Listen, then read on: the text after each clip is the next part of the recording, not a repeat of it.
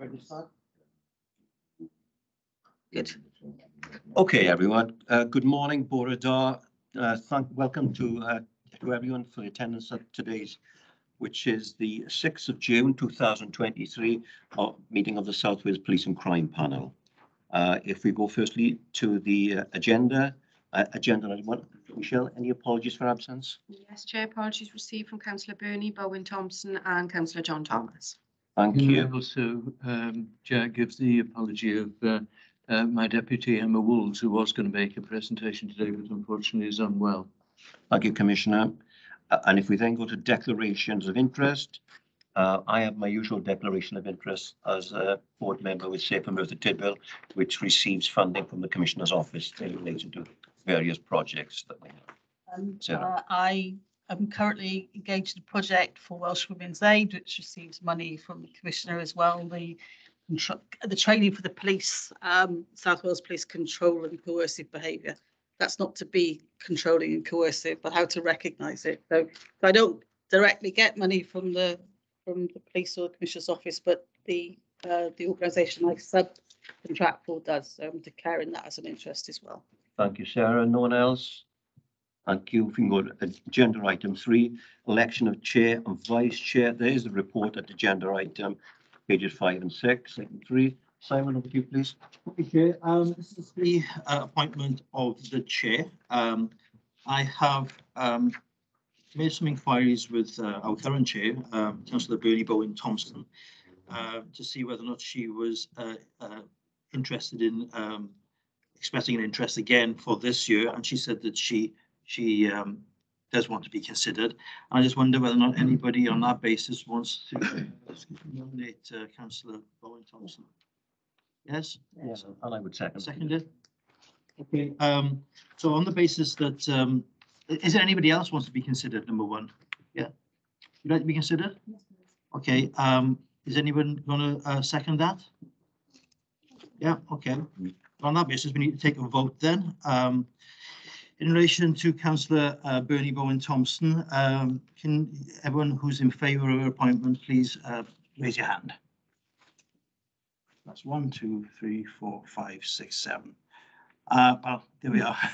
Okay, on that basis, Councillor Bernie Bowen Thompson is elected chair. We'll then move on to the second report, which is the election of the vice chair. Again, we've got the current vice chair here, Mel J, who has expressed an interest in being nominated again. Is there anybody here who would like to nominate Mel? Yeah, seconder. Okay, anyone want to similarly be considered for vice chair? No.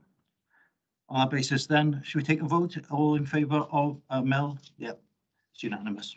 Thank you. Mel, over to you then. Thank you for your comment. Thank you, Simon.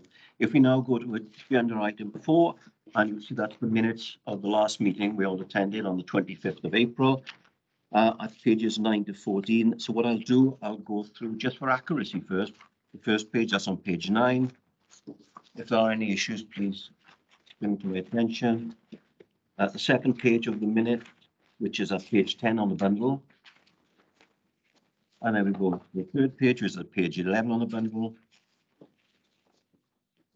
And then we got page 12, and the final page is on page 13. Are we happy that that is a true and accurate record of that meeting?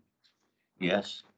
Synonymous, yep, noting. And if we just go back through the minutes, just in case there are points that are not covered on the main agenda, if we go to page 1, that's okay, I'll just say page 1 of the minutes, page 2, page 3, page 4, and page 5. Are we happy that there's nothing that's not picked up on the main agenda or that hasn't been top and tail in relation to those issues? Yep, okay. Thank you. Those minutes have been agreed, Michelle. And now we come to agenda item 5. And Commissioner and your team, this is over to you. It's to receive an update on the events in Ely, a verbal update. Thank you very much indeed, Chair. I aim to be very precise in what I say today because much has been said in the mainstream press and the media, as well as in social media, about events in Ely on the evening of May the 22nd. And it can be difficult to disentangle what is dependable fact from what is widely believed and what is still under investigation. The responsibility of the panel is, of course, to hold me to account on the way that I carry out my duties as the Police and Crime Commissioner for South Wales on behalf of the public of South Wales.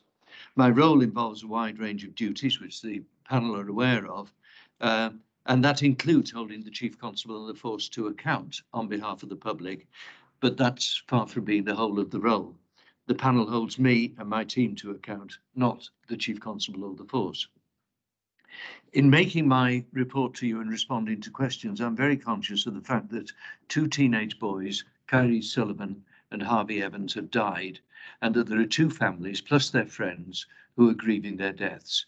The frustration and anger that follows such losses clearly deserves respect, and it's a part of the mix in explaining what has been said by a variety of people. That must be respected and held in our minds whilst working through the events of the 22nd of May. I'm also conscious that a community that I know to be warm and resilient, as well as having significant social and economic challenges, has been scarred by one night's violence and damage. It's very sad indeed that Ely has appeared in the national news for all the wrong reasons, and the community certainly needs respect and support in coming to terms with the impact of those events. The violence and damage that took place the same evening was truly shocking, so our thoughts must be with the residents who were put in fear and danger, as well as with police officers who were injured. Those who took part in the violence simply do not represent the people of Ely, and their actions have cast a dark shadow over this proud community. While the police officers working in Ely have suffered a lot of abuse in the last fortnight, there have also been many local people coming up to them, thanking them for the courage shown by officers who tackled the violence on the night and who showed great courage in protecting the public. I think I should start with what is certain about what happened before going on to what is currently under investigation and what may remain difficult to determine. 2 boys were riding an electrically powered bike on the streets of Ely at approximately 17:55 on the evening of the 22nd of May. We now know that at one point there was a police vehicle behind them. Did that amount to following, to pursuit, or being chased by the police? Was the police activity appropriate? Those questions are being investigated by the Independent Office of Police Conduct. There are those who know the answer. So the mainstream media have quoted the beliefs and views of a number of individuals, and locally there was certainly a belief spread through social media very quickly and by word of mouth that the boys were chased by the police. Second, there's the road traffic accident in which tragically the 2 boys died. What was the nature of the vehicle that they were riding? How did the accident happen? What caused it? We do know that at the time of the accident in Snowdon Road, there was no police vehicle on the street. Apart from that, we'll have to wait the outcome of the road traffic investigation by South Wales Police. And then third, there was the outbreak of violence and damage that was covered so widely in the media and which was such a shock to the local community. Neither police activity nor the road traffic accident can in any sense be described as a cause or an excuse for the violence and the damage. In relation to the disorder, I can confirm that 20 people have now been arrested, 17 males and 3 females. Their ages between 14 and 36 have been arrested on suspicion of riot and released on police bail while the investigation continues. Over 290 pieces of body-worn footage from police officers has been gathered, as well as several hours of videos posted on social media, drone, helicopter, and CCTV footage. The investigation team has had lots of support from the community, who've provided 50 responses using the major incident public portal. And needless to say, this has been gratefully received and is a truer reflection of the Ely community that I know. Perhaps I should explain that I worked for 10 years as a youth and community worker in Ely area, based mainly in Petherbridge Road. In due course, it will be for the courts to determine guilt or innocent, or each individual who is prosecuted, and the punishment where guilt has been established. It's important to acknowledge that there had been warnings from community leaders about the danger that frustration and tensions amongst young people in the area was creating an environment in which conflict and violence could be triggered by specific events in ways that could not be predicted. Ely and Kyra were identified by the probation service as an area needing specific attention, leading to their Grand Avenues project. Many agencies have sought to do their bit, either as part of wider initiatives or partnership work across the city, or as specific local initiatives. There are many ways in which there have been positive initiatives. For example, the Black Police Association ran their first outreach project with young people in Weston High School. But the First Minister has spoken tellingly of the cut in resources available to Welsh Government and therefore to local government and other agencies in seeking to deal with social and economic disadvantage and to offer opportunity and direction to young people in communities like Ely and Kyra and many other areas of Cardiff, South Wales, and indeed across England and Wales. None of this explains or justifies specific incidents of violence and damage, but it has helped to create strains and stresses for families and individuals and for the whole community, which lead to an environment in which bad things can happen. The First Minister rightly pointed to the importance of the police being part of the solution. And he also pointed to the inevitable impact in the cuts in police officer numbers and police finances, which we have experienced and with which the panel is very familiar over the past decade and more. In recent times, police numbers have been restored, and that's very welcome, but it will be some time before the new and newly trained officers become equivalent to the large number of highly experienced officers that were lost from 2013 onwards. With the support of Welsh Government, neighbourhood policing in South Wales has been strengthened with additional PCSOs. Their responsibility, as the panel is aware, is to be a part of the local community, to listen to problems and concerns expressed by local residents, to help in solving problems, to drive prevention and early intervention, and helping to build the competence and resilience of local communities. We intend to hold an event in each local authority area in the autumn to bring together councillors and PCSOs, both as part of celebrating 20 years since the first group of PCSOs were appointed in South Wales, and also to share ideas and encourage all to come up to a very high standard of the leaders in this work. I can certainly confirm the investment of time and effort that's been put into making the most of this capacity for neighbourhood policing, and the personal commitment and the determination of Chief Constable Jeremy Vaughan to make it a success. But the most professional and committed policing cannot change the underlying social and economic challenges that are faced in many places across South Wales. I have faced considerable criticism for those who know, in inverted commas, what happened on the evening of the 22nd of May, for responding the following morning to requests from the media for immediate certainty about what had happened the previous night. Comments included the suggestion that I was lied to by the police, suggestions that I allowed myself to speak for the police when it is my job to hold them to account, and some generalised criticism about the role of the Police and Crime Commissioner in general. I'm very willing to answer any questions from the panel on any of these matters, but when things happen, I believe it's my duty to respond when I can to requests for information to the best of my ability in order to deal with misapprehensions and give as much clarity as possible at the time.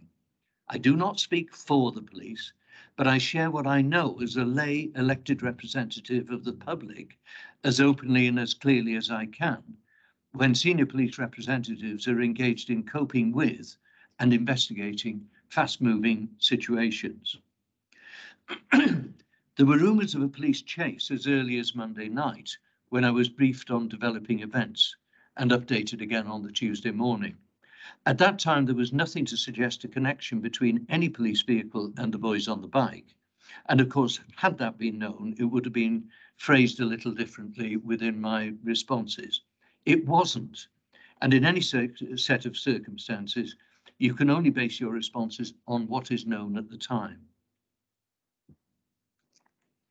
And as soon as video evidence became available showing a bike passing a video camera followed by a police van, I was told that this was the case, but it did not change the basic information that 2 teenage boys had died in a tragic road traffic accident, and that while there were rumours of a police chase, there was no police vehicle in Snowdon Road where the collision occurred at the time of the accident. The new information triggered an immediate referral to the IOPC, the Independent Office of Police Conduct, which has to be asked to investigate relevant or potentially relevant police activity in the period shortly between before death or serious injury. It's very important indeed to allow careful investigation by the IOPC to be undertaken and to await their conclusion. But of course, that takes time, and both the media and the public are hungry for information and for answers.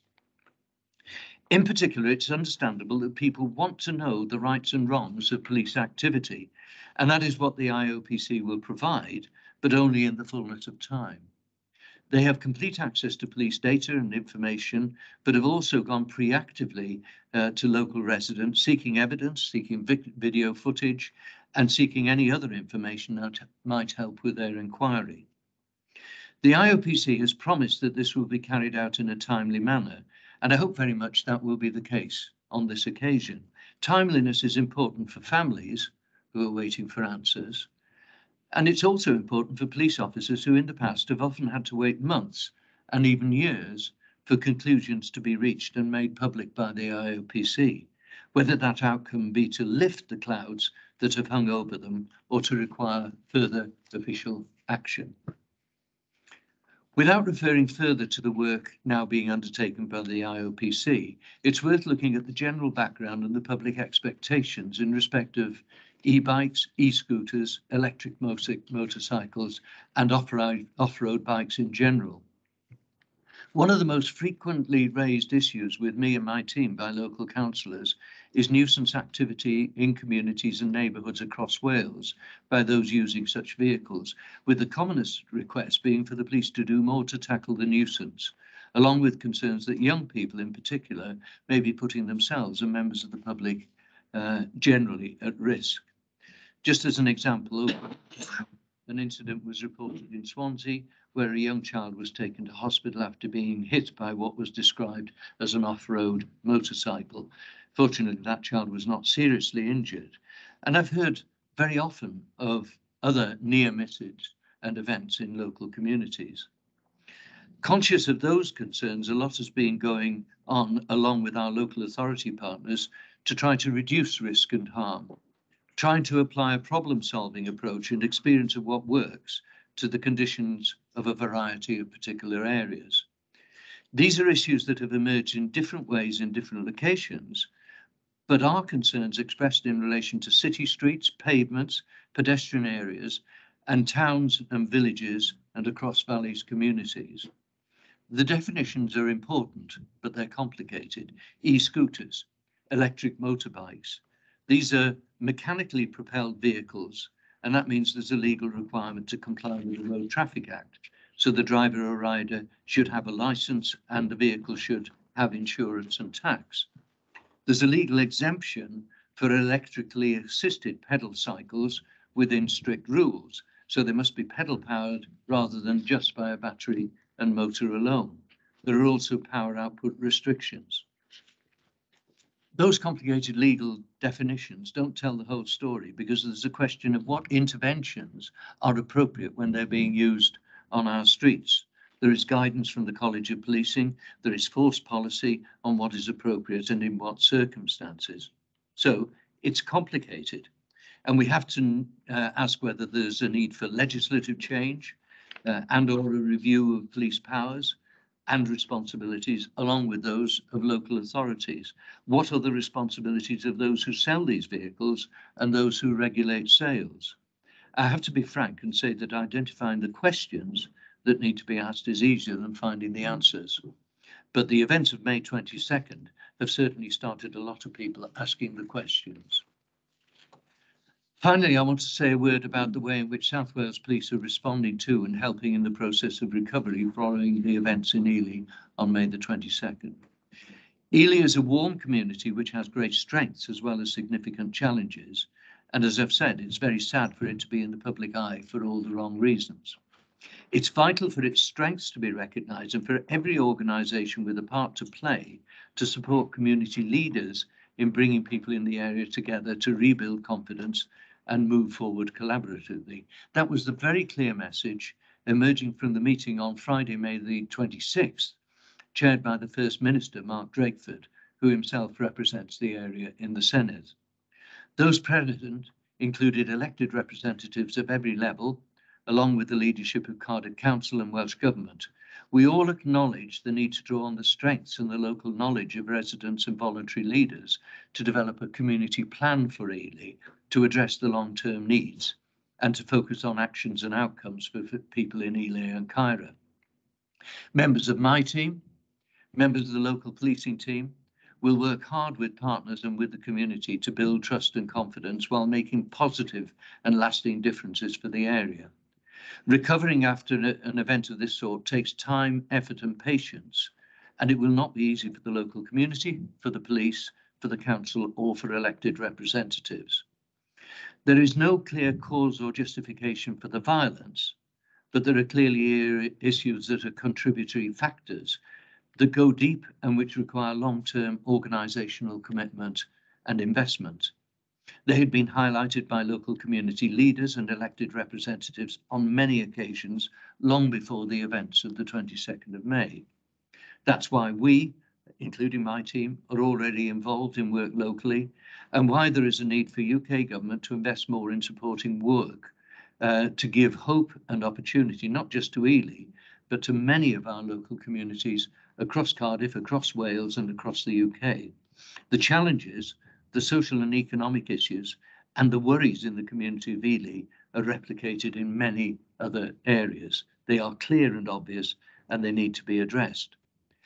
In the meantime, we have all made the commitment to pull together to do the best we can with the resources available to us and to support local residents in rebuilding resilience and confidence, while also bearing in mind the need for two grieving families to receive support and answers to their questions as quickly as possible. Our shared commitment was spelt out in a formal statement by Jane Hutt, the Minister for Social Justice.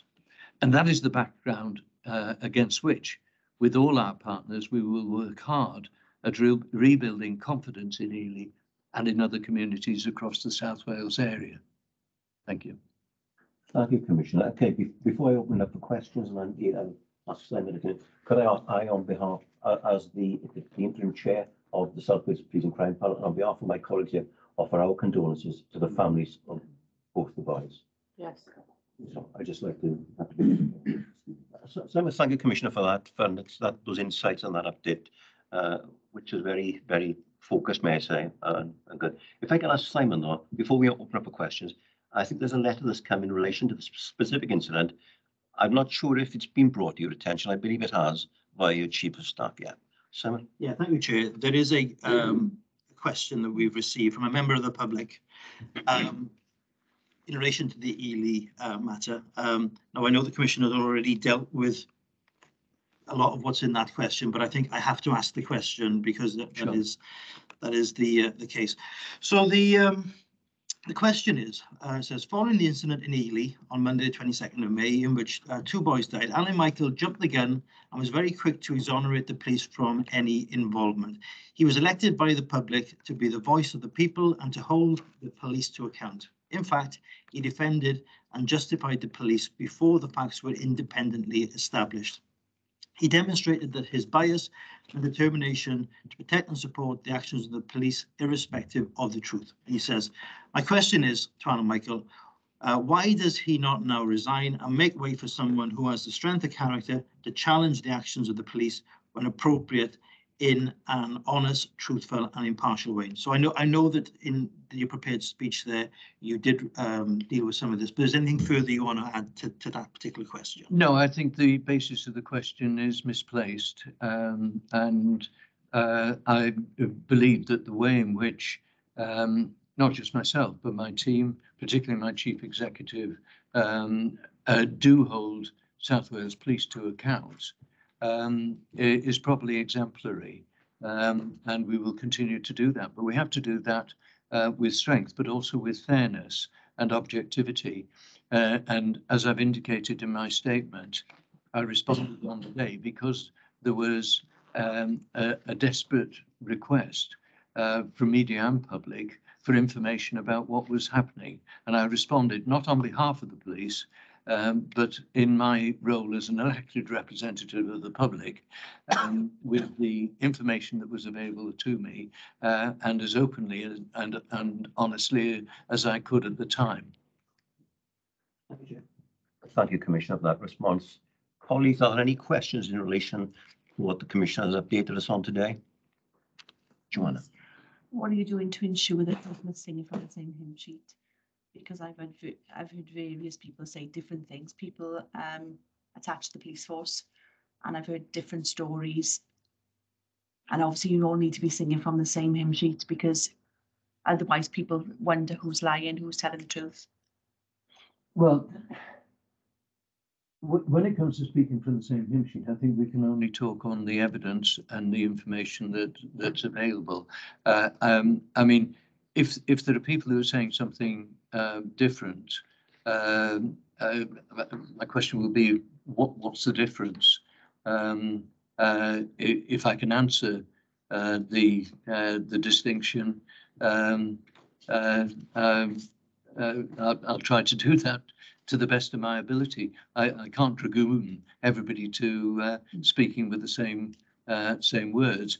I do believe that the information that's being given by me and my team, and the information that's being given by South Wales Police has been based on the factual information available to us. But I'd be happy to respond if there are any things that are being said by others that you wish to question.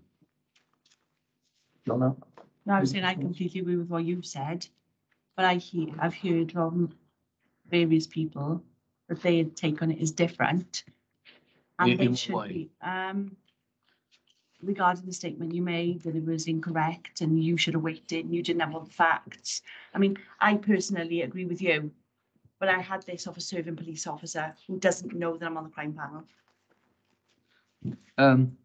Well, it's very difficult for, as you referred to people in the police force, for 5,500 people employed by South Wales Police all to have the full information, or to be able to speak in the way that, for instance, the Assistant Chief Constable who chairs the Gold Group would be able to do, or the representatives who are fully up to speed and speak through the press department, or that Lee, as my chief executive, attending those Gold Groups on my behalf, is able to speak with authority.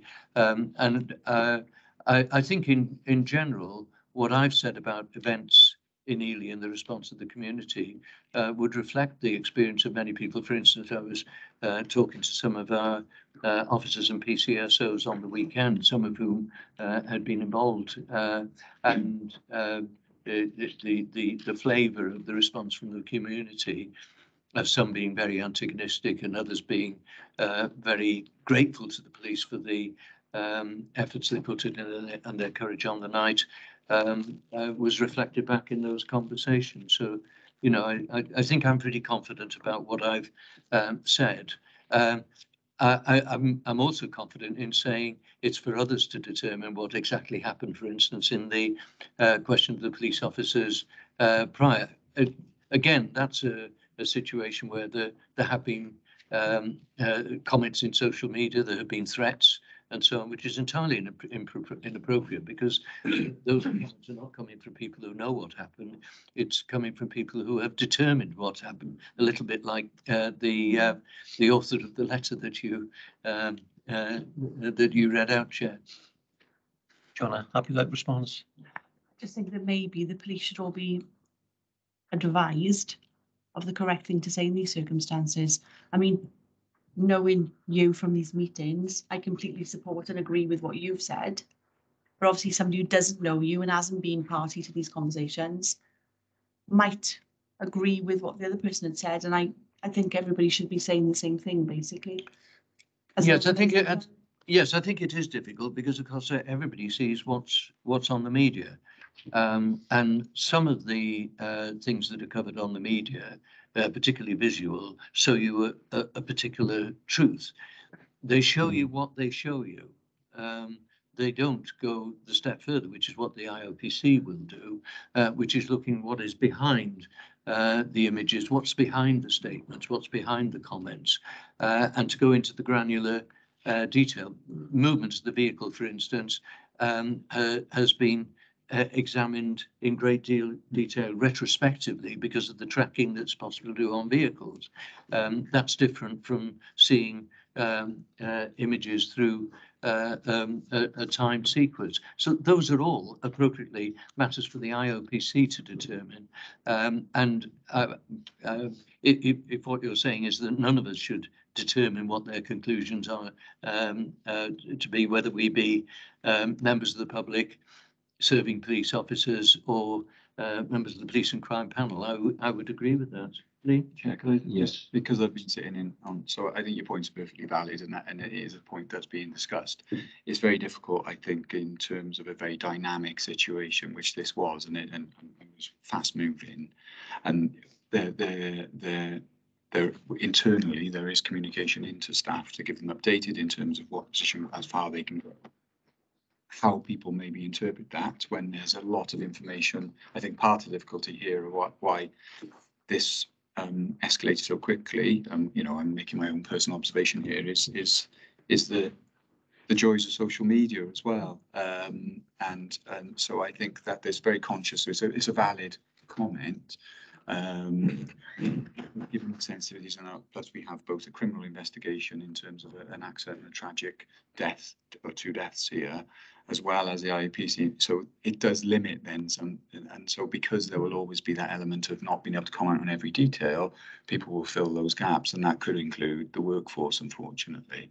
But that is being acknowledged, and that will be fed through. And you know, I'm sure you'll see from the media as well that people's views have changed depending on what's been the latest sort of update, and there is a strategy in order to try to address that. But that is one of the challenges of modern policing, I think, that we are trying to work with the force.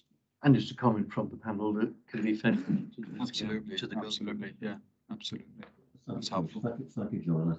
Thank you, Lee. And of course, with the backdrop of this, as we all understand it, this is a very complex incident, a number of incidents, can I call it that, and they'll have very detailed investigations. So I'm sure eventually all of the issues that are causing us concern and questions will all be resolved in one way or another. And of course, on another day, we will, when we have that final report, we will sit back around this table and talk. But I think there are a few other questions, Peter. Yeah, thank you, Chair. I think it's, well, firstly, obviously, it's a very tragic situation. And secondly, I think it's important that we don't listen to speculation and we deal with facts. It's an ongoing investigation. I think that's also important, and you know, we're not here to hold the police to account.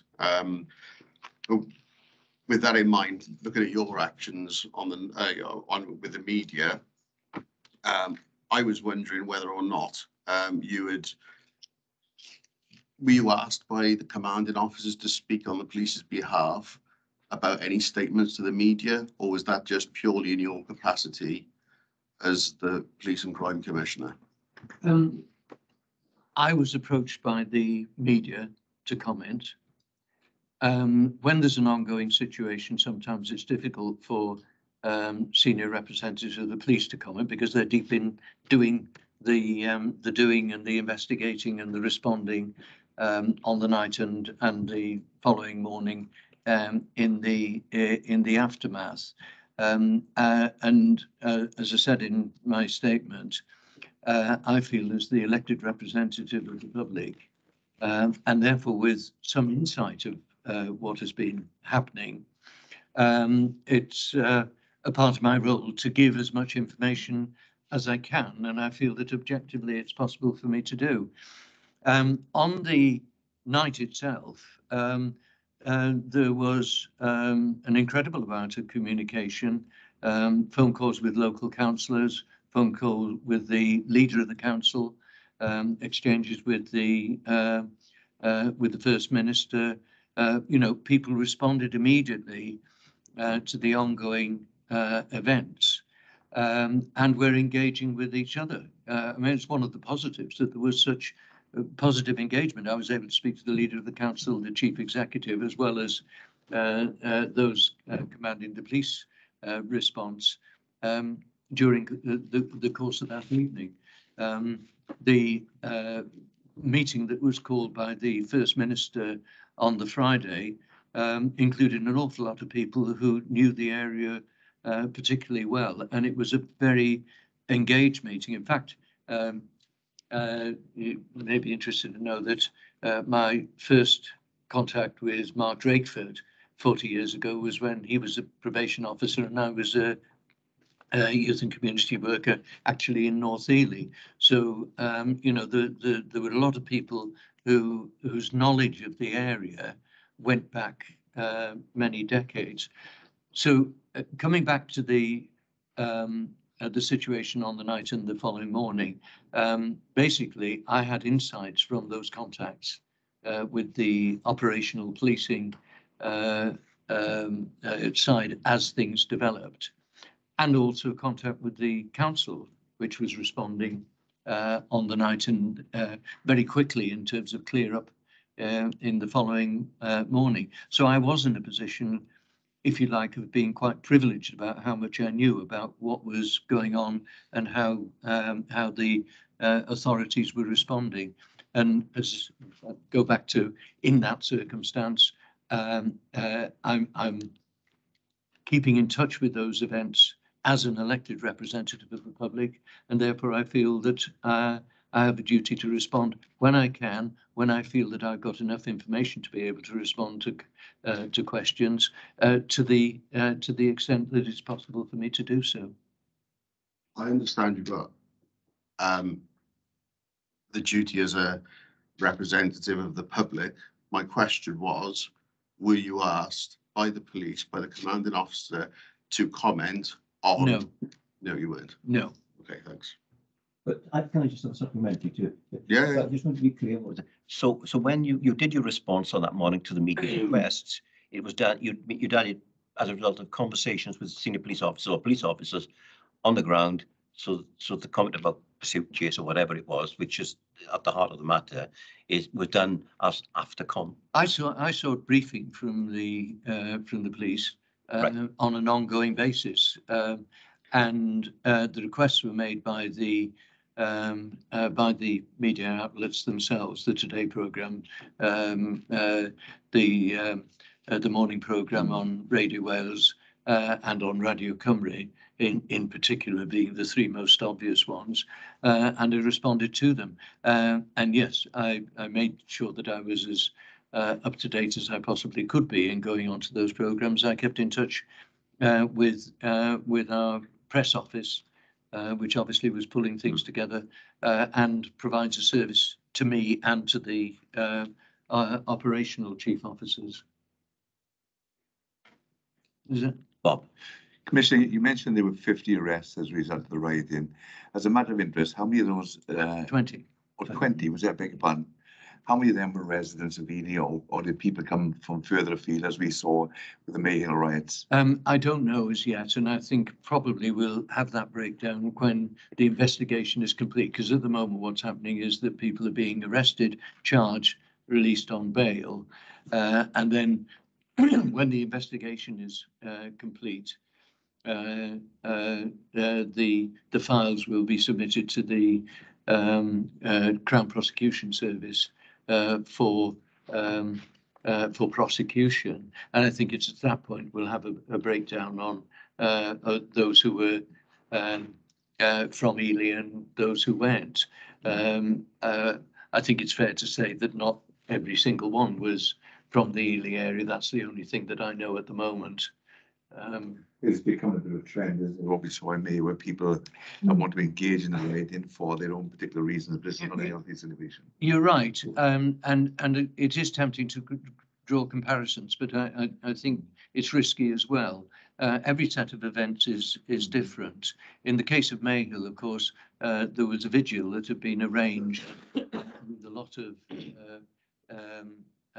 promotion on social media, which drew people into the area. The event in Ely was sparked on the particular evening. Social media then played a part, but how much of a part?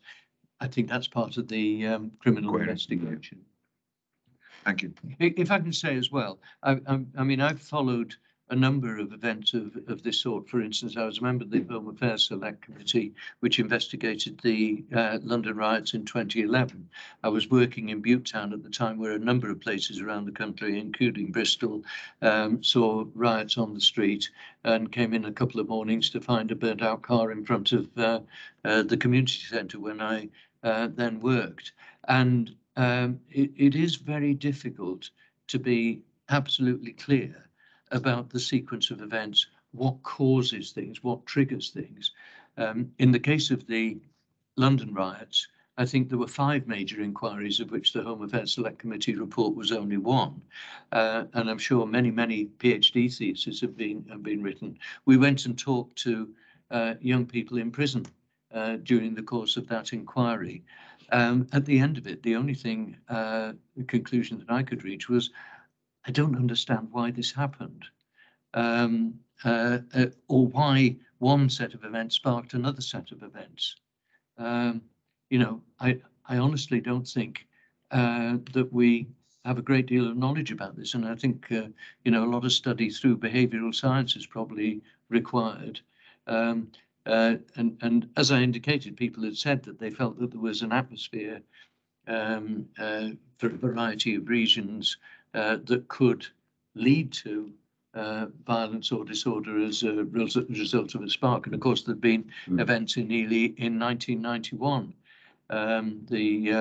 what were called the bread riots in Wilson Road, particularly. When Mayhill occurred, I went back looking for what reports had been written about the Ely riots of 1991 and couldn't find anything. Certainly not the detailed report that then came as a result of the independent investigation that was put in place by the leader of the council and myself, with the support of Welsh Government in respect of Mayhill. I think the Ely situation is quite a different one.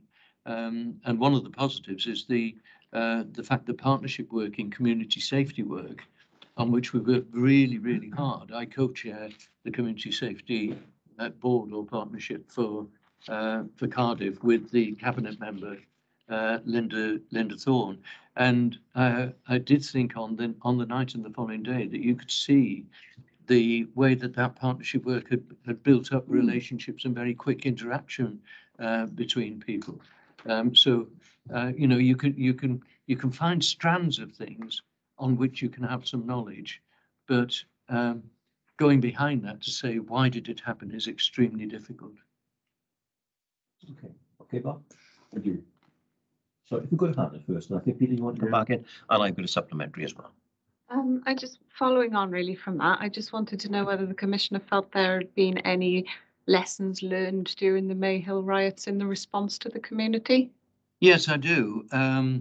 I think the speed of the police response, the mobilisation and the drawing in of support from other forces initially went, but then much further afield, happened in a very crisp way. And of course, the Chief Constable made some fairly direct comments about the response at the time of Mayhill. So I think the lessons in terms of mobilisation certainly had been applied across the force, and that was visible in the response in Ely. Yes. Okay, Anna. Thank you.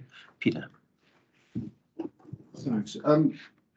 Welsh Health Commissioner and the First Minister have recognised the social economic challenges. I mean, obviously, that's not unique to Ely. That's across the entirety of the UK.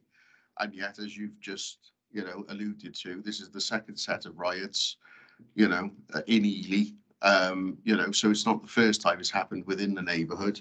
And I know you did mention within your speech about a community plan, but I'm just wondering, what can you do for the community of Ely to build their confidence, and any proactive measures that you can put in place to make sure that there's a reduction in any chance of any occurrence of any further riots? I think firstly, there was a recognition by everybody of the need for this to be a community-led initiative. Secondly, there was a recognition, exactly the point that you made, that the circumstances, the socio-economic factors, those strands, apply to many other communities. I think Ely is a fairly populous area with a history of social and economic disadvantage. But as I indicated, it's also an area with strengths, and it's those strengths that it's important that we work with. The statement that was made by Jane Hutt reflected the nature of that discussion, where she said, we were all clear that this group will fully respect and engage with existing local and regional partnerships, and also said the work that we do in Ely and Caira will help inform wider programmes to engage with and support other communities across Wales. And I think that was a very important part of the statement. Ely is where it took place. Ely has taken the hit in terms of its reputation, and of course, reporting those events doesn't reflect the warmth of the community or the volunteering spirit that there is, the very good voluntary work there is within churches and voluntary youth groups in Ely. But we all know that that's there. Those things have certainly helped in the community of Ely over the years, and I think they do help to mitigate against the risk.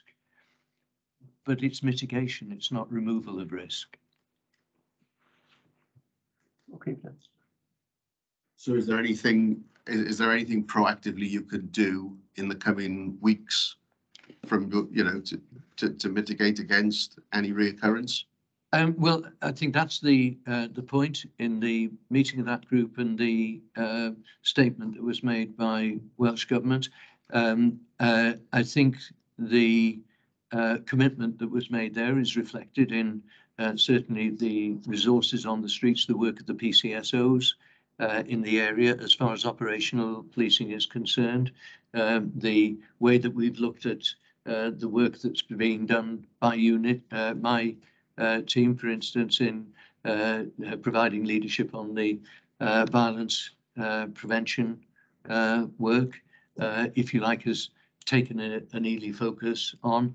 The work that we're doing on antisocial behaviour will certainly include and has already looked at analytics within Ely in terms of identifying the areas. We were talking about that only yesterday in my executive team, which Lee and I were and Peter were involved in. There isn't a magic wand, though, and there isn't a pot of resources that we can suddenly provide into Ely, and it's very important, as you indicated in your question, to recognise the similar strains and stresses that there are in other communities.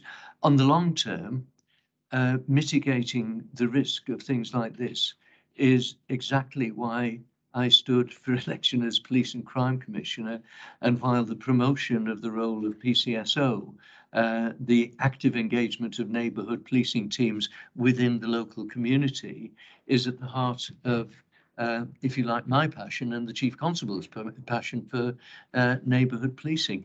That's what it's about. And as I say, there are all sorts of things that can help to reduce risk, and nipping things in the bud, recognising concerns in the local community and addressing them early.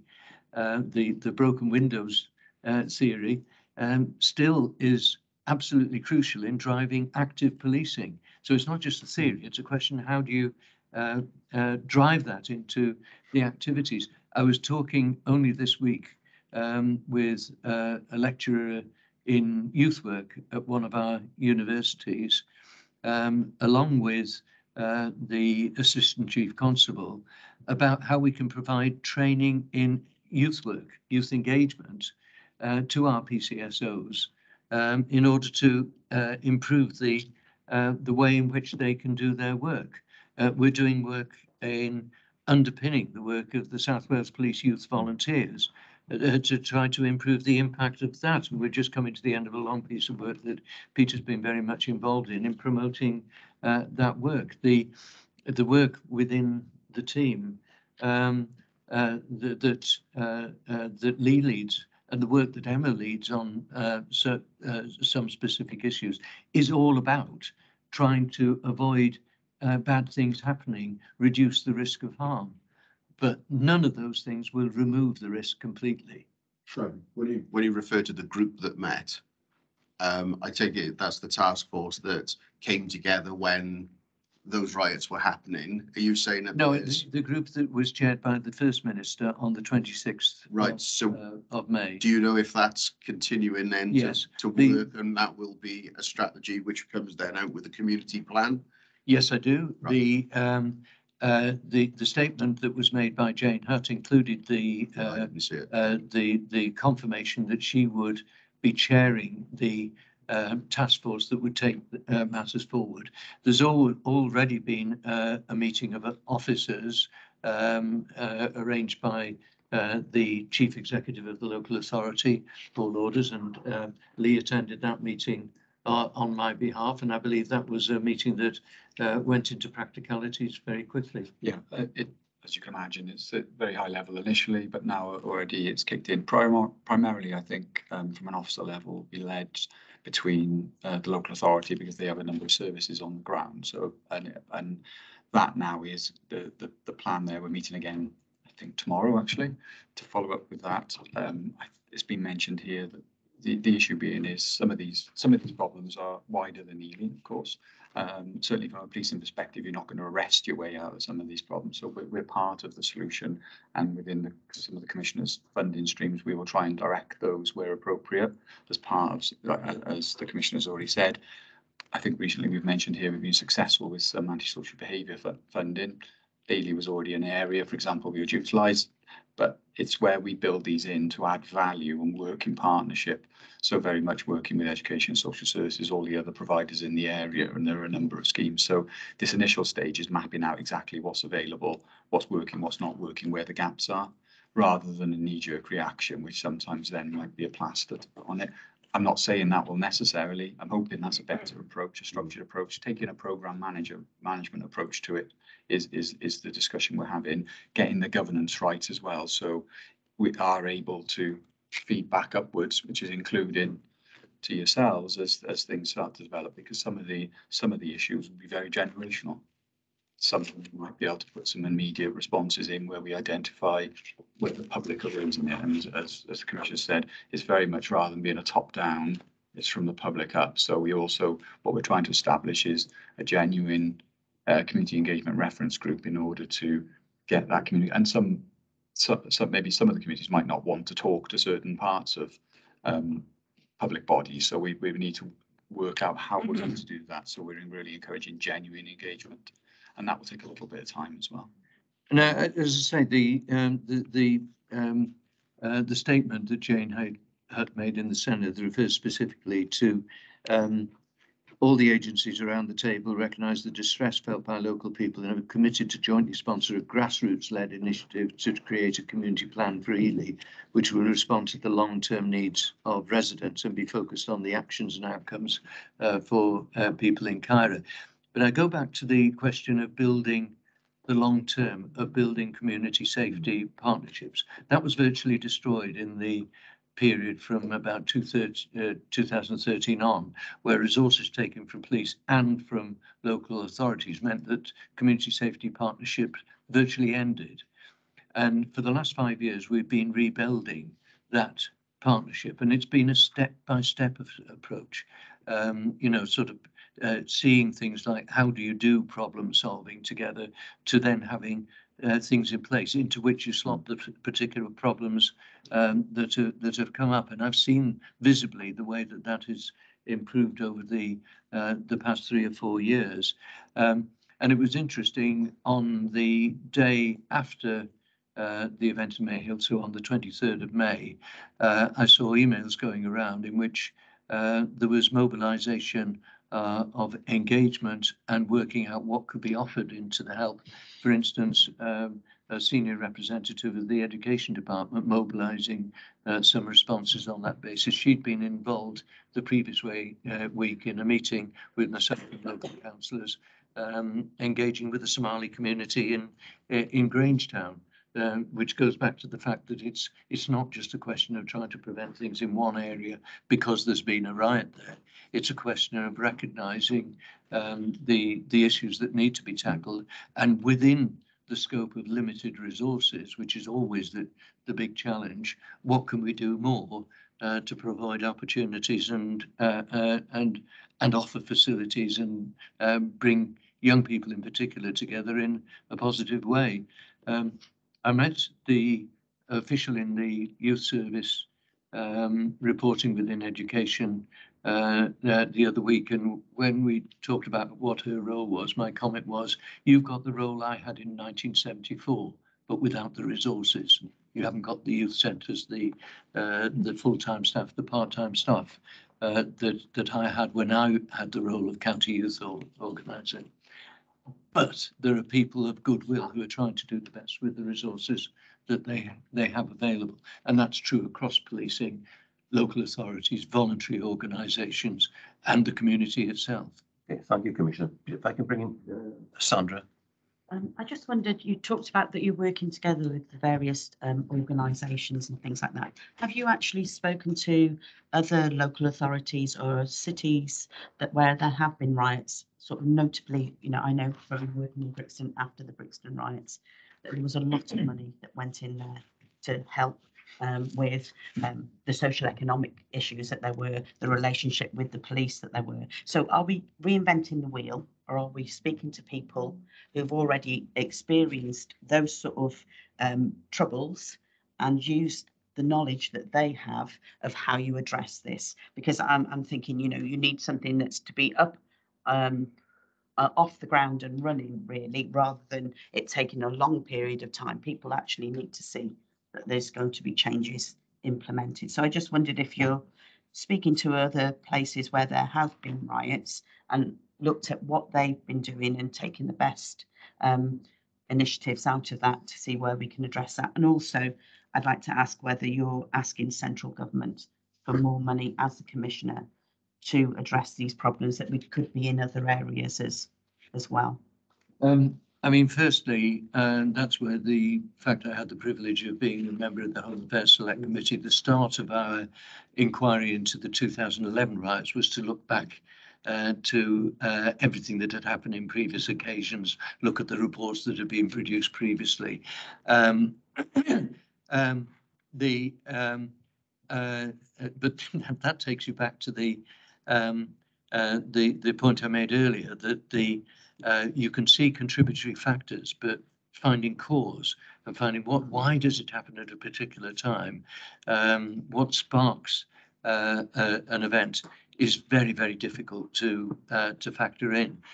It's also the question that you've asked is the whole of my career, if you like, from when I started working in Ely, primarily with young offenders and unemployed youngsters in the 1970s and 1980s, has been about trying to get in before bad things happen, rather than only responding after bad things have happened. It's obviously appropriate when bad things happen, like what happened on the 22nd of May, that we need to say there's a community here that needs help now in responding to the events that have happened.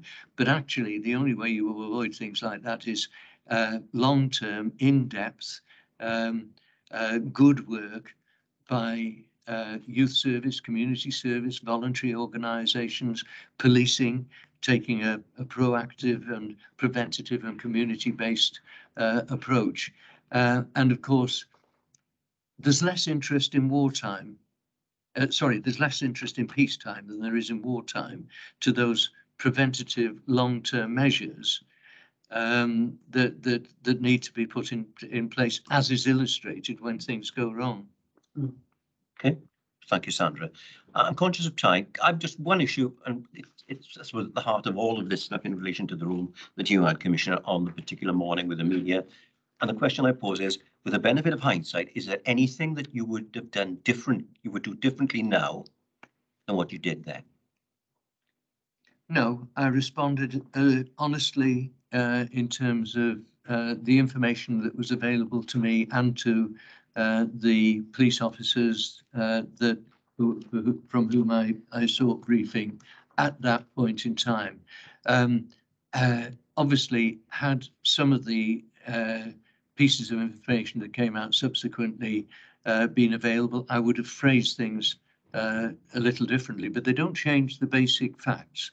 That there was a road traffic accident in which 2 young boys tragically lost their lives, that there wasn't a police vehicle in Snowdon Road when that happened, and that there were incidents of violence and damage in Ely that night, for which there was neither cause nor justification. Whatever the outcome of the entirely appropriate investigation by the Independent Office of Police Conduct into the movements of a police vehicle in advance of the road traffic accident that happened on that night. Thank you, Commissioner. Ladies and gentlemen, I'll conclude it there on this particular. I think we've given this quite a good airing with the question. I thank you for those. I thank you for your candor, Commissioner, and for your team, of course, as always. And of course, we will now wait for the various reviews, investigations to be concluded, and perhaps we can look at this subject again with the benefit of hindsight and with the results of those reviews. So thank you. If we can now go to agenda item 6, and it's a finance update from Mr. Peter Curran. Thank you, Chair. This will be a presentation, so it won't be long. Hope you'll find it useful. I think he's just going to. Oh, Simon. Yeah. Just wait for Simon to call up the slide.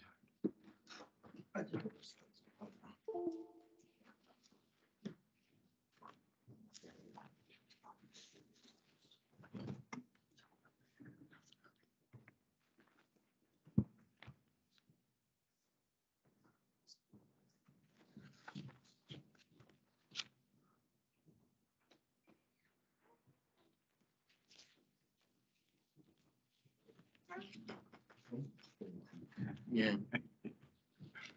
It'll be worth it. Thank you. If you just do it again, the next one. Yeah, good morning, Barda, everybody. If you go on to the next slide, this will be about a 15 or 20 minute update really to the panel, which will cover those 4 areas. Firstly, an overview of the assurances that you as a panel get to hold the Commissioner and myself to account in terms of the finances, just bearing in mind that the Commissioner, of course, is the holder of the police fund, and there is only one police fund, so that the buck very much stops with the Commissioner and me as the Section 151 officer. Then I'll say a brief word or two about where we are with the 22-23 year-end accounts, which is very much in progress. Then I'll go on to just give an overview of the current year's budget, which will kind of go over the areas that we looked at when you approved the medium-term financial strategy, but nonetheless, I think are really important to re-emphasise. And then finally, I I just want to give some personal reflections in terms of where policing financing is at and what the future risks from a financial perspective are. So if we go on to the first busy kind of slide, I know you probably can't read that, but the purpose of that really is to give the on a cyclical basis, the documents that you receive as a panel that give you assurance that all the finances are in order. I'll go through them very quickly because the first three there you've approved in February, which is firstly the medium-term financial strategy, where we've given you 4 years financial forecasts based on the best information that we have at that time. And if you remember back in February, the message was very one of probably a difficult few years ahead, largely because of the assumptions of flat cash funding from the government, which will need to be supplemented by savings and cuts, which we've already had to make a considerable level. So the conclusion of that is that we've got about 14 million of unplanned budget by the end of the current strategy period, which is 2027. The next area is an area that sometimes gets overlooked, which is the Treasury management strategy, which again is the responsibility of the Commissioner, which is really, how well is that pot of money being managed, given the competing demands of having to pay the bills, having to borrow to fund capital expenditure, and having to put enough in the bank away for a rainy day. So you'll see from that we've currently got about £38 million worth of borrowing. We've got a similar amount of investments. So the management of that, what we call Treasury management, is very much at the heart of how our finances work. And if you remember, that was part of the medium-term financial strategy. I'll come back to that because cash flow in other areas is a really significant issue at the moment. The third area is the precept and the budget for this year, which you're well aware of, where the Commissioner proposed a 7.4% increase, which was approved. But even on that increase, if you recall, there's nearly a £10 million savings target this year that the police have to meet. The following three areas, I'll just briefly touch on. This panel will receive in your management accounts. In other words, the 23-24 budget. How is it going? How is it being managed? Are there any overspend, underspends? You'll get a report in December that'll be the half-yearly management accounts. The fifth item is the 22-23 accounts, which I'll talk about in a second. And the final item is the how do you as a panel get assurance about the financial control and risk environment within the Commissioner's team? And you'll see there are 4 key documents that will come to you in December, which are the annual governance statement, the annual statement of our joint audit committee, the report of the internal auditors, and the fourth one is the Commissioner's strategic risk register. So just on that last point, Lee and I attended our joint audit committee, and very much at the top of our risk register is reputational damage because of the Ely situation. So what I'm trying to say in that instance is that us as an executive are very much on top of what are the key risks as a Commissioner's team that we face. And like I said, that was considered by our joint audit committee. So those 4 documents will come here periodically. I'm really pleased to say one of those, which is the annual report of our internal auditors, is now out in draft. And they've very much given the Commissioner's team a green light in terms of the control environment and risk management. So I hope that explains the way in which you as a panel hold us to account. Next, a few words about where we are with the 22-23 accounts, which the year end, of course, was 31st of March. Just to remind you, the budget for the year was a little over 346 million. Our team or the Chief's finance team who manage the day-to-day financial transactions will get the draft accounts done by the 30th of June. Myself as the Chief Finance Officer will sign those off. The Audit Wales will have to delay their audit. I'm not sure it's an issue that's come across your purview. It may have in terms of local authority members because they are struggling resource-wise to complete the audits, and they're prioritising health because health accounts are consolidated into the whole government account. So us in policing and you in local authorities, unfortunately have a bit of a wait because of the resource issues faced by Audit Wales. So normally we'd have audited accounts done and dusted by 31st of July. That's not going to happen this year. And Audit Wales are going to take up the flexibility they have legally of finishing them by the 30th of November. But that is the absolute backstop date that they have to complete audited accounts. And as I said, it reflects some of the resource issues that Audit Wales are currently finding. So for the December meeting of this panel, you will receive the draft report from Audit Wales in terms of what the accounts said. But just some quick highlights of where they are at the moment. I'm really pleased to say that we've got a positive variance, so we're not overspent, which of course is really, really important. But you know, we've you know, a bit like the proverbial landing a jumbo on a postage stamp. We've spent 99.999. I think I could have gone on recurring percentage of the budget. So that 0.3 million is 0.001 of the total budget. So I think a big congratulations to everybody who's managed these budgets throughout the year.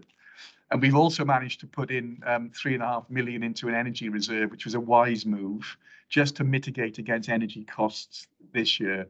So we've tucked away, if you like, 3.5 million, which will ease the pressure this year. We've also achieved the £4.5 million saving target, if you remember. That you know, we had to do that in terms of balancing the budget. So, you know, big well done to everybody on the force side predominantly who've managed to find those savings. And I think, you know, just reflecting on the fact that we've come out so closely to the budget really justifies the Commissioner's proposal and your agreement to allow a 5% increase for that particular financial year. And then finally, another word of congratulations is that you're aware of the Police Uplift Programme, which is the government's pledge to put 20,000 police on the streets by March 2023. Each force was giving a target. We've hit our target, or the South Wales Police had hit its target of 452. And indeed, we've taken on 46 others because some of the forces were way, way down. So what the government said in the lead up to March is those forces who are already there, do you mind taking on some others to compensate for the forces that are under? So we took on 46. We got some money for it, clearly.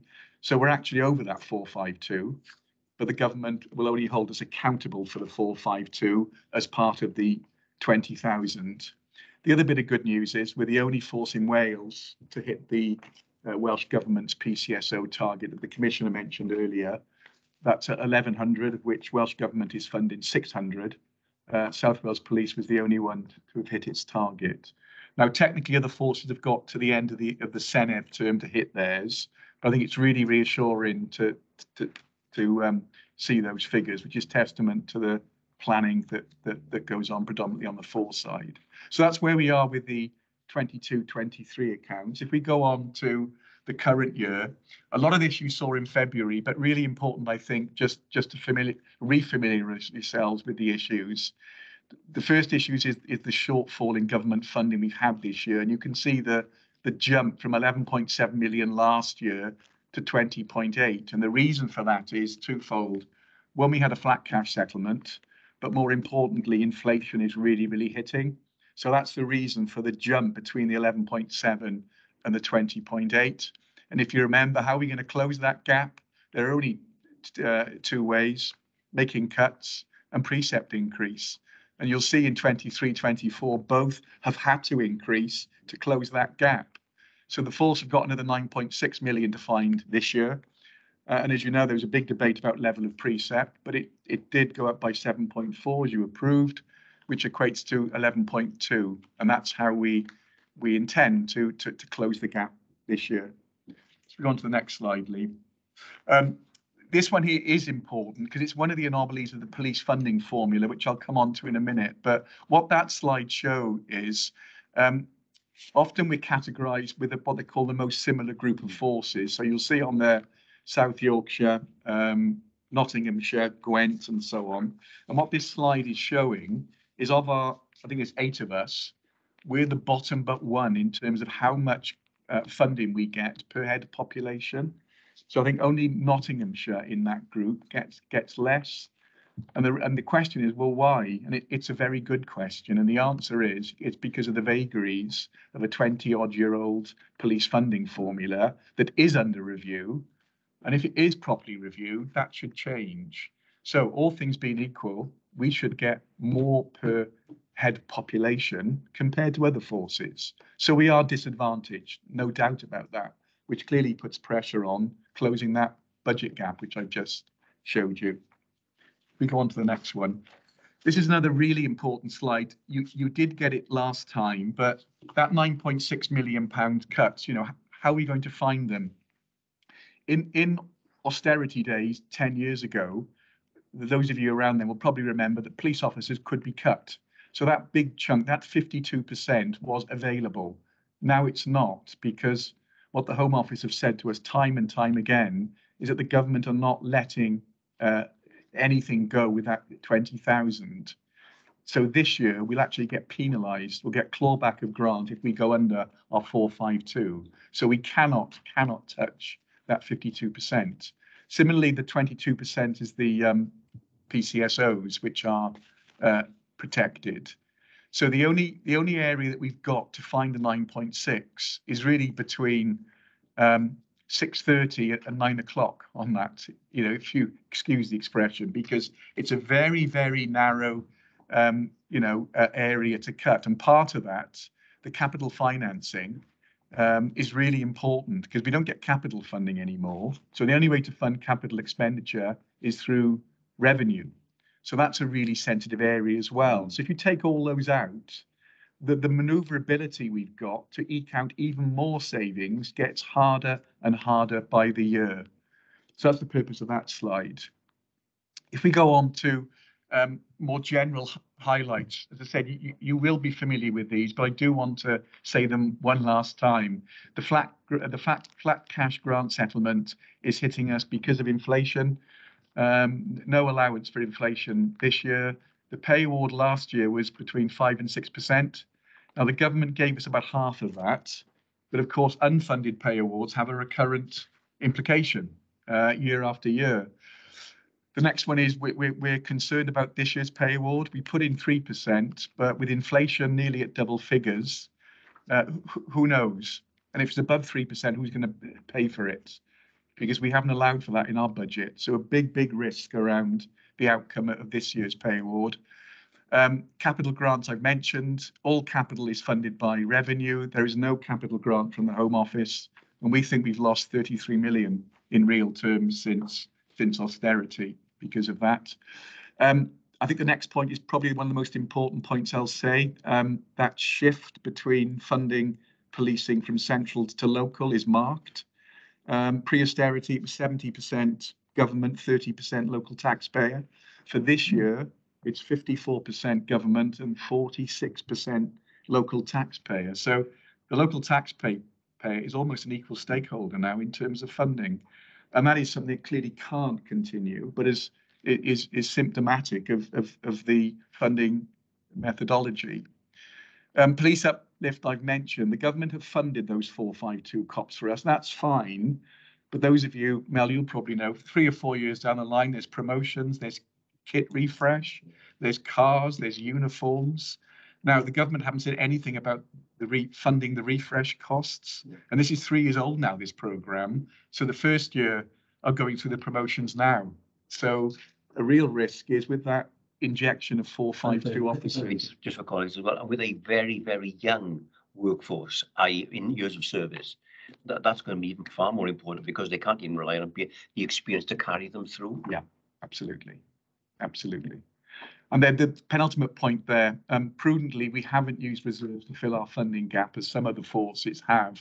And that's quite important because using reserves is not a long-term solution. It's raiding the piggyback, if you like, just to shore up the current year. And it gives a false impression of the recurrent funding base. Now, 2 forces in Wales, I won't name them, did use reserves. We were very clear in South Wales, it was not a measure we wanted to take. Because as I said, it's very short term and it underestimates the true value of the cost base.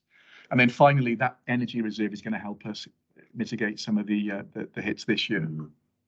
Okay, There's not much more. This is more now as you're sort of outgoing treasurer. These are some of the issues that are going to be with us, not just this year, but next year and beyond. I mean, the whole issue of the funding methodology clearly needs to be looked at. I mean, next year is the last year of the current spending review. We think we're going to get a flat cash settlement next year because that was indicated in the 3-year settlement. Pay awards beyond this year, we've allowed for 2.5 in our medium-term financial strategy. Who knows? When will non-pay inflation come down? Capital, I've mentioned. There's some big ticket items there. Nationally, since I've been here 4.5 years ago, we've talked about going onto a common platform across all the emergency services. It's not happened. The can keeps getting kicked down the road, largely because of the huge capital investment and who's going to pay for it.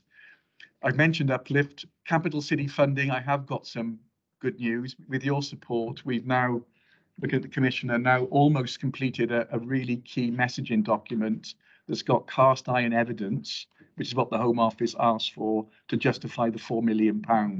So we've got a combination of events that are particular to Cardiff. We've got how many extra officers have to police the streets, how many PCSOs. So really clear, granular evidence to back up. And that document is almost ready to go. So fingers crossed we'll get a good outcome on that. The qualifications framework, similarly, we've got compelling data from English forces that we're disadvantaged in Wales. 2 different systems completely, but the bottom line is, were we a force in England, we would have about £3 million more than we currently get. The funding formula I've mentioned. Now, the government did commit to consult on a new formula by the first half of this calendar year. So we've got 24 days. It hasn't emerged yet, and we've got 24 days. We asked Home Office officials, where are we? The answer we got back was it's with the politicians, and they couldn't say any more. I mean, our concern is, if it does come out, will it be very high-level principles, or will it really get down to the detail? Because that slide I showed you earlier, it's all about that, really, getting down to the detail. And we're really not sure if that will come out this side of June. And more importantly, will it be implemented within this term of government? Because there are going to be winners and losers. So it's the appetite, isn't it, of implementing something that's long out of date, but will have consequences. The police air service, I won't say much about that, but essentially the current way is basically bust. It's costing us an awful lot of money for very outdated helicopters that are the oldest in Europe, that are on the ground more than up in the air. And there's hopefully going to be some change in terms of how that operates. My particular view is that we should go back to an outsourced model, which the Coast Guard Agency does, where they get 98% availability, new helicopters that go on time. Anyway, that's an issue. Interest rates is key because we've got a big project, the Joint Firearms Unit, which is a collaborative project between Dyfed-Powys, South Wales and Gwent, which will be built in Pencoed. That's about a £57 million project, of which we're going to have to pick up about half of that, based on size. We can only fund that through borrowing. So that's going to have a revenue implication. So, where interest rates go is going to be pretty clear. And our future level of reserves, I've mentioned we've held off using reserves, but clearly there will come a point. And looking across policing generally, there's a lot of forces who are dipping into reserves, which is not sustainable.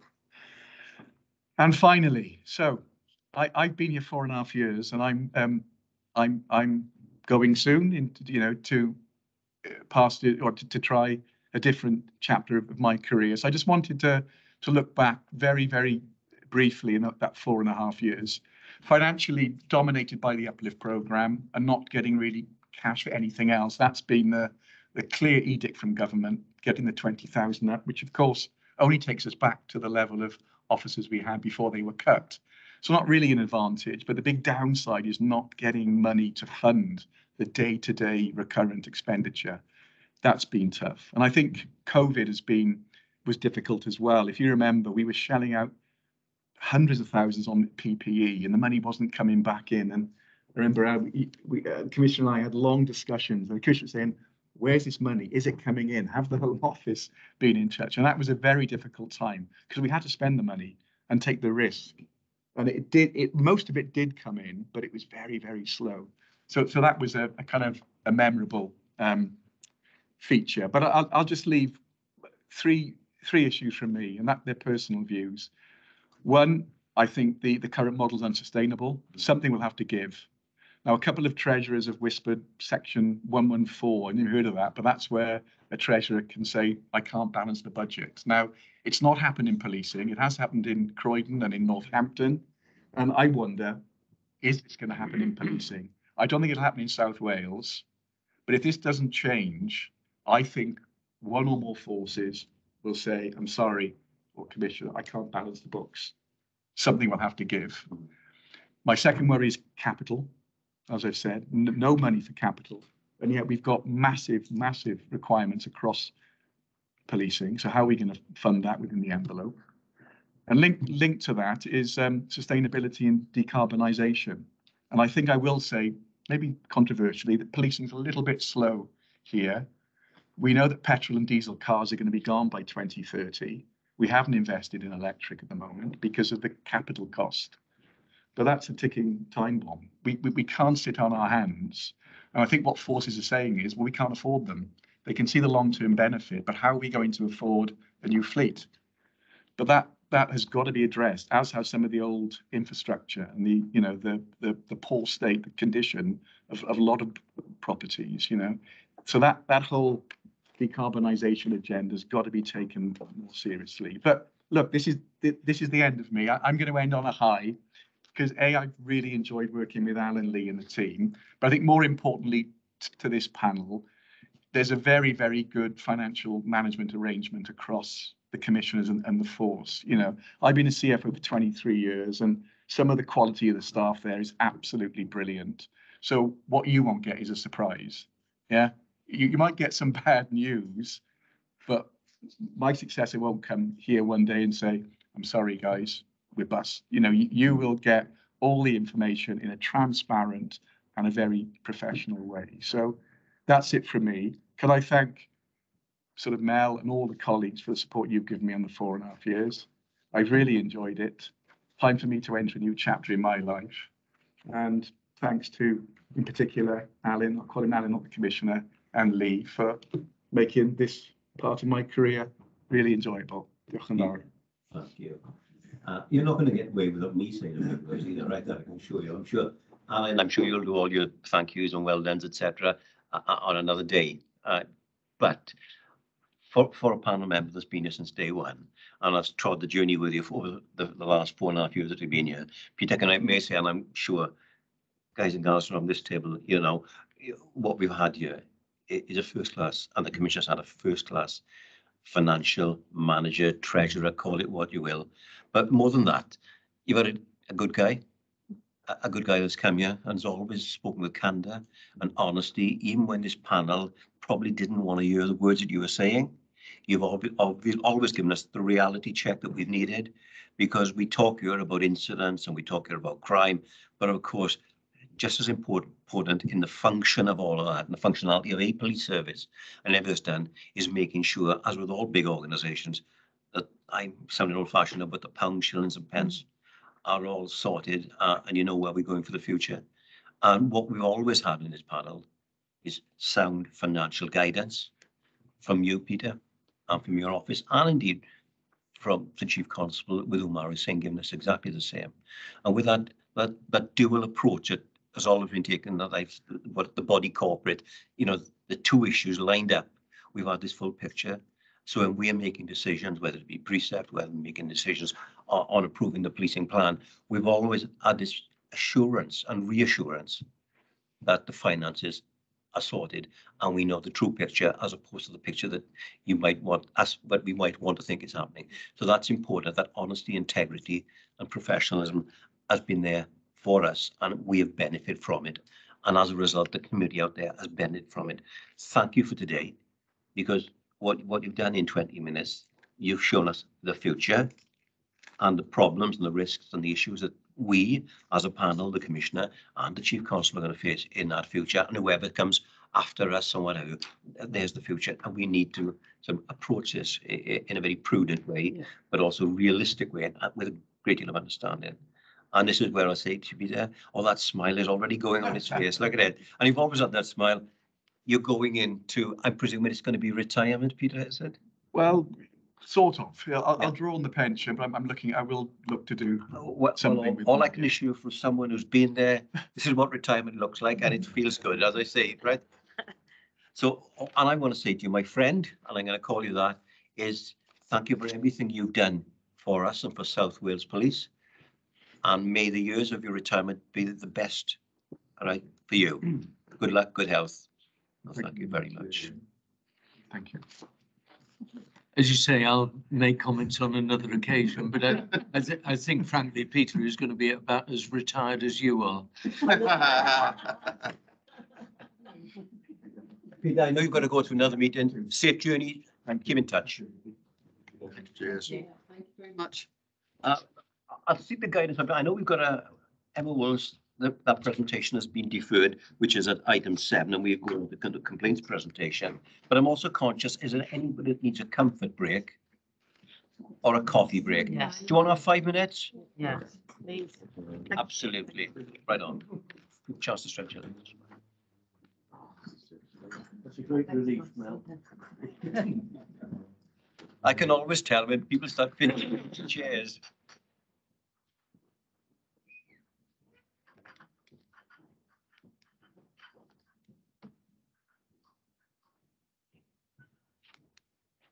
Sure, can I get a cup of coffee?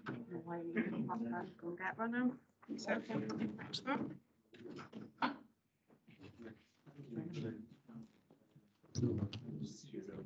Oh, God, it's like just stand there, isn't it? Yeah. I was gonna say, I think the whole table just needs moving. Yeah, we can do it. So we'll do that for next time, and I think, again, sadly, I'm gonna look at a little box on the bottom. But I'm surprised though that they don't have tables, because they did, when we had the meeting in Cardiff, they got a certain set of tables for the cameras. Yeah. Yeah. Okay, but apparently that is removable. And maybe next time I can sit there and I can Set it as move it out. Because it's only that camera. Only that one camera. Yes. Move it. Hold it up. That just needs to be in there. I could end the meeting in a second. Can't close it. End it, and then that's to- Right.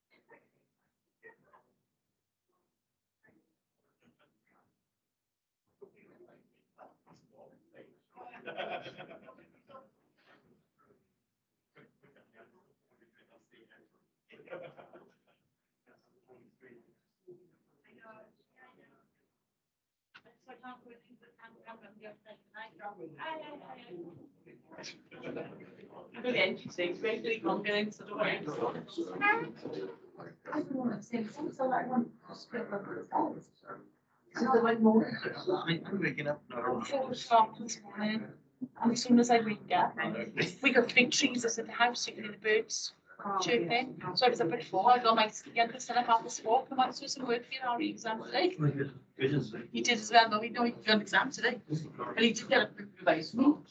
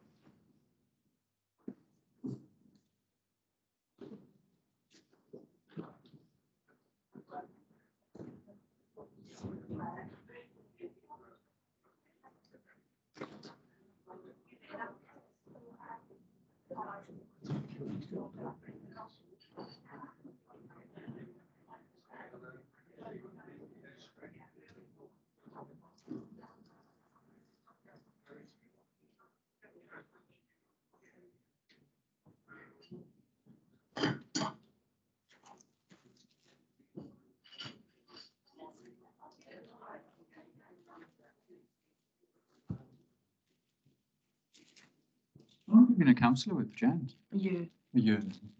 I've spent 13 years in Jen. I was, I suppose I did the equivalent in the end to what Martin Morgan stepped into my role in the council. So I was the head of service, so for regulatory services and transformation. I was in the legal team. So that I left 6, 7 years ago to come here. Yeah, I was 12, 13 years in Bridgend, local authority there. Okay. So about 3 different chief executives. Yeah, chief exec now, it's nice. Yeah, I work with Mark. I know Mark He's a really nice well. guy. I know Mark very I like well. Mark. We He's quite supportive. yeah, we came. He probably joined just before me, so I sort of we came through the council at a similar sort of time as well. Yeah, so I'm still in touch with Mark. Yeah, he's good. Yeah, he's a nice guy.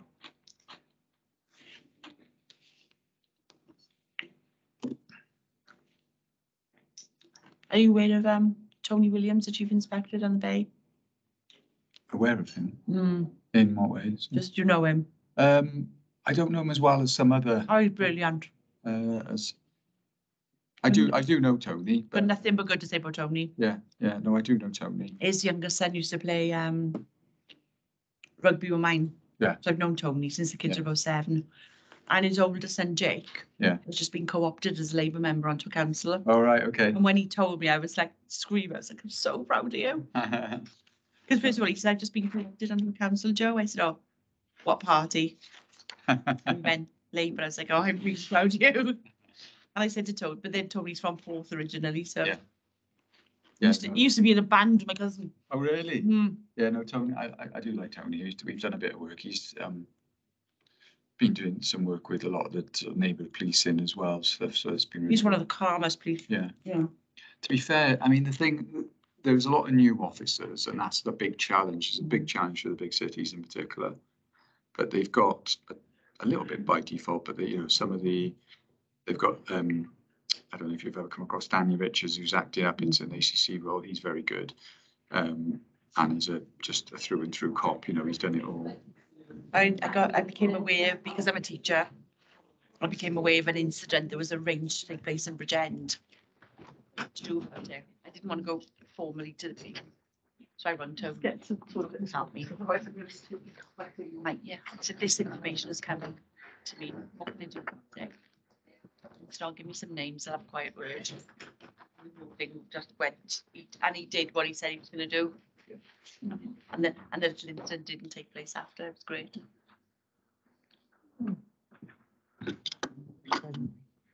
As I said to my son, it's not what you know, it's who you can.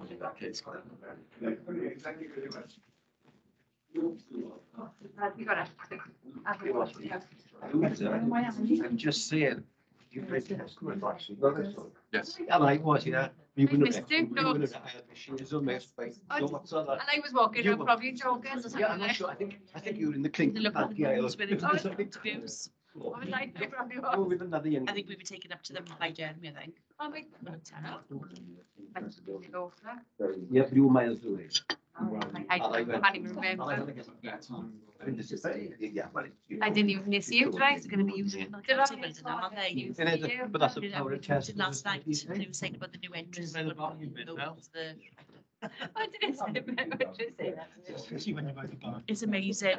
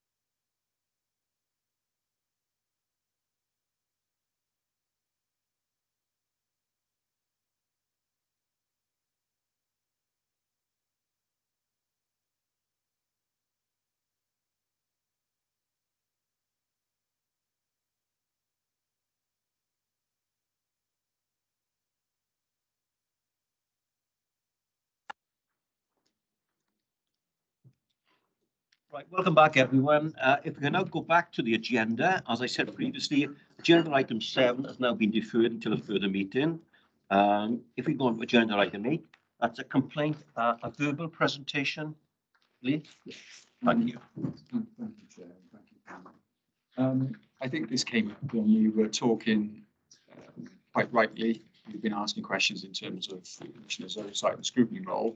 And one of the key areas is the oversight of the complaints that come into South Wales Police or come into our office. There is overlap cells, as Simon has often had to do, is deal with complaints that come directly in.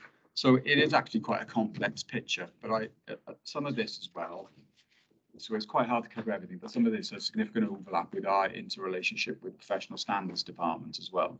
And so what I've tried to do with this is, one, give you an oversight of what happens with complaints when they come in, the sort of nature of them, but also how we can reassure you, I hope, a little bit in terms of our oversight role.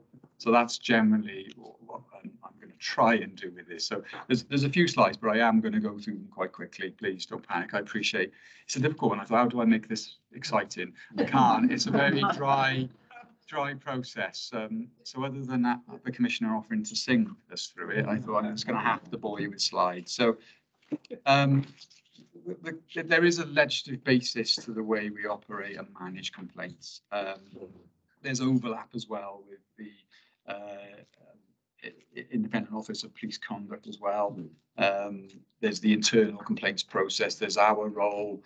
There can sometimes be external HR implications to this as well. So it is complex. I think it's complex, and I've had this conversation when we've got our oversight with the force. I think it's hard for us in the system. So I can only imagine what it feels like to the public. And coming back to the earlier in the day when we talk about the IOPC then having a role, I think it is confusing for people to understand where it's quite grey in terms of where the lines are between us. So what I'm hopefully going to try and do is trying to explain some of that. But I think also I've got a personal reflection on some of this. Some of the legislation around it isn't entirely clear as well, which doesn't always help. So this slide is, and I apologize if some of the typing's a little bit small, but so there is guidance. IOPC produce a lot of guidance on the complaint system that both ourselves and the force will look to follow. There's legislative remit here in terms of the Police Reform Act, Schedule 3, which talks about how we should handle and manage complaints, and I'll go through that in a moment. There's also guidance in relation to specific areas of complaint, particularly around discrimination. You can imagine qualities and diversity is a key area and a key concern, and unfortunately an area as well, which policing has very much been in the profile for the wrong reasons. There's Home Office guidance around conduct as well. There'll be other guidance coming out from the National Chiefs Council, College of Policing, HMIC, the Her Majesty's Inspector. So you can sometimes trying to find, work your way through all of this is very complex, and you probably spend a year reading the various stuff and probably no clearer. And then on top of that as well, both in terms of being separate to Corporation Sole, both ourselves and the force, due regard needs to be made to things like the Welsh Language Act, data protection legislation, and human rights and Equalities Act. And again, there's been a lot of high-profile incidents, primarily in other forces and places like the Met, where the officers have been fallen foul of some of this legislation. So the local landscape, then, if the public has a complaint about policing in South Wales, or how do they access, how do they register that? One of the things that we've discussed here before is the use of technology. So that's a double-edged sword as well, because it does mean it's easier to complain, it's easier to interact with policing. There are many routes now. We do use the traditional, significant amount of activity through 101, maybe 999, so phone lines. Website as well, you can complain through the website. Social media as well, there's the ability with South Wales Police with a number of social media channels for direct messaging as well. All of these have to be monitored, managed, assessed, and as I come on to, very much triaged as well. The IOPC have an ability for people to complain through them as well. Very often, though, the first level is to direct them back to the force or ourselves. You will also have angles like Crime Stoppers as well. So that can be not necessarily not just in terms of reporting crime. Now Crime Stoppers have the ability, there's an anonymous line for those either in the system or outside who want to complain about the conduct of officers. So that's another route. There's that people certainly it's something that's promoted in-house as well for officers. There's different routes then, but also to give you a sort of bit of clarity and hopefully some reassurance about who ensures the standards of investigations are being delivered. Clearly, I think that there will be people who will feel that if you complain to the police, you're not going to get a transparent or open answer. Well, there's a lot of has changed, I believe, over the years, and we're fortunate with a chair who's got experience. But actually, you'll find the investigation system is highly inspected, and there's a significant amount of oversight, of which the Commissioner and our role are a significant part of that, as I will come on to.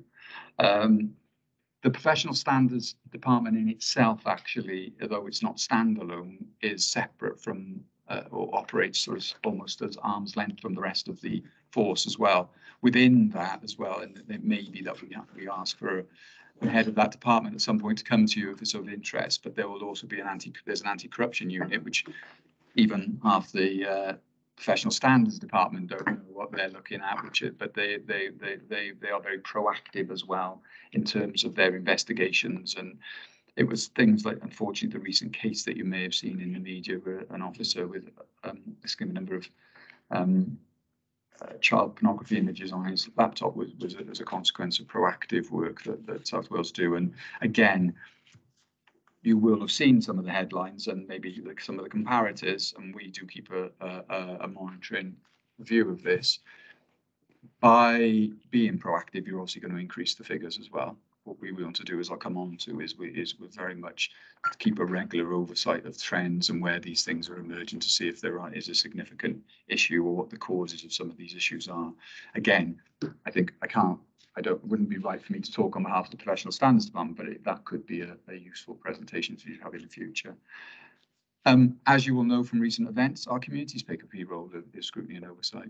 If the public aren't happy, and as you and Simon know, when we get the complaints coming in, and as my mailbox will tell you, if the public aren't happy, they're not afraid to tell you. And obviously, we're a public service and publicly funded, so we have a duty to respond to that. And the reason the Commissioner is a public mandate to also to do that. Chief officers as well. Every chief officer, the chief constable, will want to run an efficient and effective police force and wants to know when there are issues within his or her force. So I know the oversight and scrutiny here.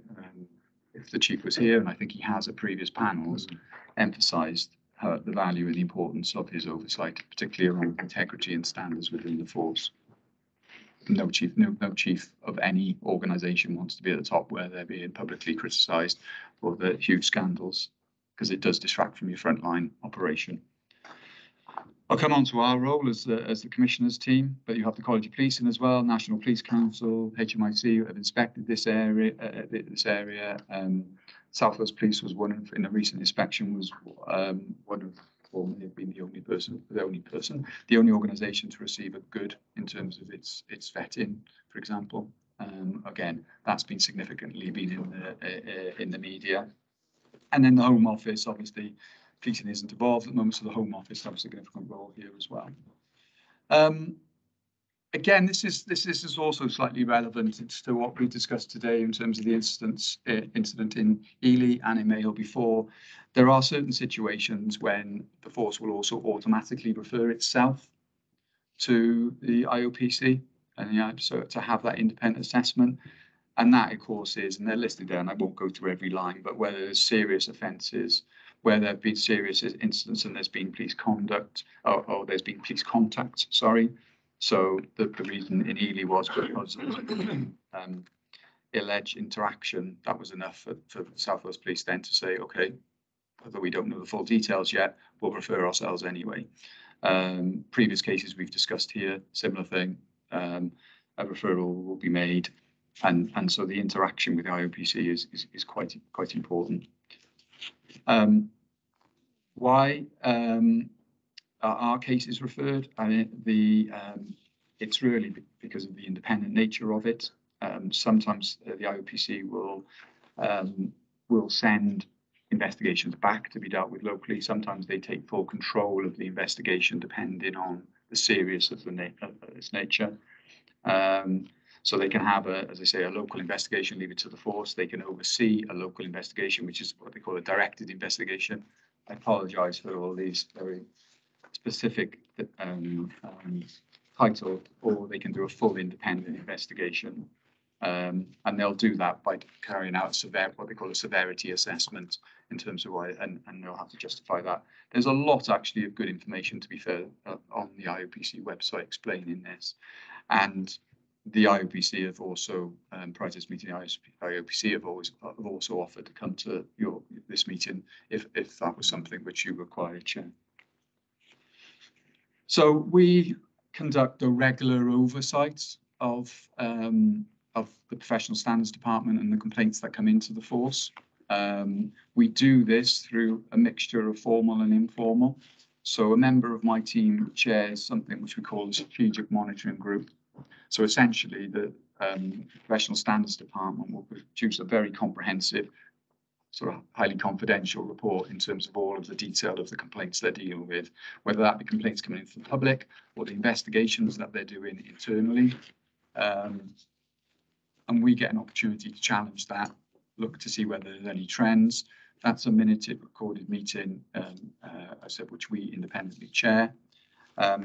Myself and my head of complaints in my team as well meets regularly on a monthly basis with the head of PSD, so we can, in between the meetings, we will discuss any highlighted issues which need to be escalated then up to the Commissioner's Strategic Board will be on a quarterly basis. And then obviously if there are high profile cases, they will be discussed. For example, as we touched on with incident in Ely, you have the issue then where there will be an established framework that will be set up to respond to that, the goal command groups as they call them. So although it wouldn't be for me to talk to all of the detail of the information that the force produces, I thought it'd be useful just to give you, this is a very brief snapshot of the trends for 22-23 in terms of the complaint picture. As I said, what South Wales has done significantly, because there's huge pressures on the call centre. I think members of the panel have raised concerns previously about the quality of service. Part of that is because of the huge increase in demand. So there's an element of triaging now complaints as they come through, and trying to ensure as well, it takes a bit of pressure off frontline officers. So that's where they do look to what the definition of service recovery. So it'll be simple things like it's a complaint, but it's about no one's updated me. So immediately they'll go back and update them, and they'll can someone give me the date of when I'm going to get the support from victim services, or can you signpost me to X, Y, and Z? So that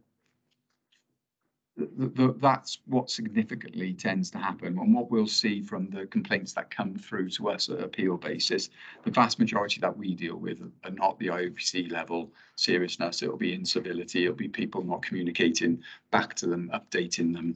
And that's where the top level there's been an increase in that, because there's been an increase in complaints generally. And it's quite a significant increase in complaints, but that's resulting because of the increase in numbers. But as you can see, that we are finding the triaging of that does result in a lot of those complaints are what they call service recovered, so they're dealt with very, very quickly. And it's a smaller proportion than that come through. That said, from our point of view, I always see the information coming through the Professional Standards Department as a litmus test of the health of the organisation. So this is very much for me an important part of our oversight and scrutiny. And it's interesting that the reports that I get from professional standards are entitled integrity and culture reports. And I think we've discussed at this panel before how important that is. And hopefully in September, if there's time on the agenda, I'll be bringing to you the annual scrutiny report and our forward work programme.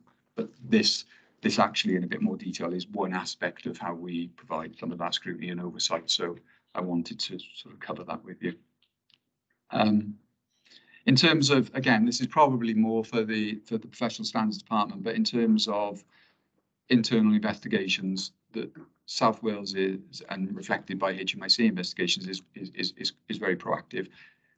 That hasn't always been the case. I think that if South Wales Police here talking about this, they would say there have been years where, in terms of HMIC inspections, this area wasn't as much of a priority. Now, consistently, Professional Standards Department, when inspected by HMIC, is in the top 2 or 3 in terms of performance. The top ones being places like City of London, which don't really compare because they don't, it's very small and they don't necessarily, they deal more with the business and the finance side of things. The panel will be aware of some very high profile, really disappointing cases. Not uncommon to a number of forces. That doesn't make it any better. But I've listed there some of the unfortunate behaviours, but also the proactive nature of which action has been taken against officers since 2020. So 34 persons have been subject to conduct hearings in South Wales, 27 of them dismissed. They're the themes of them, and they are unfortunately not pleasant themes. But again, I think as the Commissioner has highlighted and the Chief has highlighted when he's been here, that is partly in reflection to their proactive nature, wanting to improve the culture within policing, and I'd like to think some of our oversight.